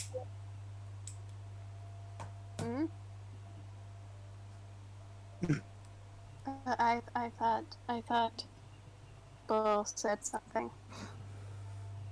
Nope. I can't hear. The icon is glowing. I don't hear. And I guess anyway. You can find. I keep almost hearing something, and then I get distracted. I think our mic messages are coming through on Kupo's. Maybe. Anyway. Sorry. It's fine. Anyway, you can usually find me lurking around in friends' streams, torturing them with fun and terrible joke, because I just find it hilarious. I can also be found on the Undead Case channel, where we're playing Curse of Strahd, and last session we introduced a new party member. My character got drunk with her new ghost friend, and also we tormented a poor man. It was great. You should check it out sometimes. Hashtag not sponsored.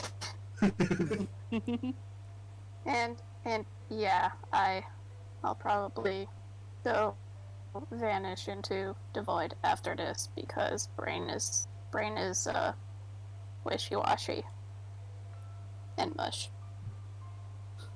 Anyway, somebody please take over. Natch, who be you? I'm Natural One. I'm playing Malcolm, the Red Mage, and I'm Daddy. So that's that. You're dad? I'm Daddy. Uh, Malcolm is Daddy. I am here for Daddy Malcolm. I'm into it. okay. Reno, not Reno. Rain. Rain is Reno now. Right now. I am Rain Hayes. You can find me here. Well, not here. You can find me on Twitch on Tuesdays playing Orlight Codex campaign with Shay Foxy, where we just discovered why I'm not afraid of Granny. and it's because I can be bigger than her if I want to be. I don't know who Granny is, but it's just reminding me of Curse of Strahd, where we just met a woman who calls herself Granny. Yeah, her nickname is Granny Glock. Oh. With good reason. Yeah. So we have that campaign going. Other than that, I have nothing going on. I'm going to be in a World of Darkness campaign soon, but I don't know where that's going to be broadcast. Well, when you know, you can tell us, and we can all be like, yeah, go check that out. Yeah. And then I can torture you with terrible puns. I'm going to be playing with Shay. There's going to be nothing but puns. Nice. And You should read her books. It's 90% puns. Oh, well, now I need to go look for the book. Now, with that knowledge. And then finally, Kupo, who be you? I be Kupo Knight, but most people just call me Kupo around the internet. You can find me on Twitter at Kupo Knight, KUP0KNIGHT, because someone already has Kupo Knight, and that pisses me off. Yeah, I also stream on Twitch on Kupo Knight, Kupo_Knight. And yeah, I was honestly very pissed when when the Maester revealed, when we finally realized who this Maester is. So it's very satisfying to do. Look, That had to be satisfying to Bardic when we all suddenly realized it. It was so late. I was kind of ashamed that I was like, oh my god. Like, I'm afraid that we're going to return to Luca and we're going to get arrested on the spot, but at the same time, I feel it'll be worth it. okay. Yes, but that is where you can find me. In our session 0 notes, we gave a list of things we would like to see in a villain. And a lot of them were like, ooh, corrupt politicians and patriarchal bastards. And it's like, oh, I know what I'm doing here. Yeah. And it worked. I'm happy. I like where this has gone. See, this was one of like two or three options depending on where you went and what you did as to what could happen in this session. One involved coming across another summoner and another group of guardians and doing that. One option was, some monsters would invade Luca and do some stuff. And like, and this wasn't even on my list of options that could occur. Oh. We have a boat now. Just skip all of that and go, yep, we're on a boat. Alrighty. So, I'm gonna wrap everything up. I will get this edited and uploaded by Tuesday, Wednesday at the latest, give or take, so long as I remember to do that. So that'll be over on the YouTube channel. Until next time, everybody, stay safe and happy adventures. Bye-bye. Bye.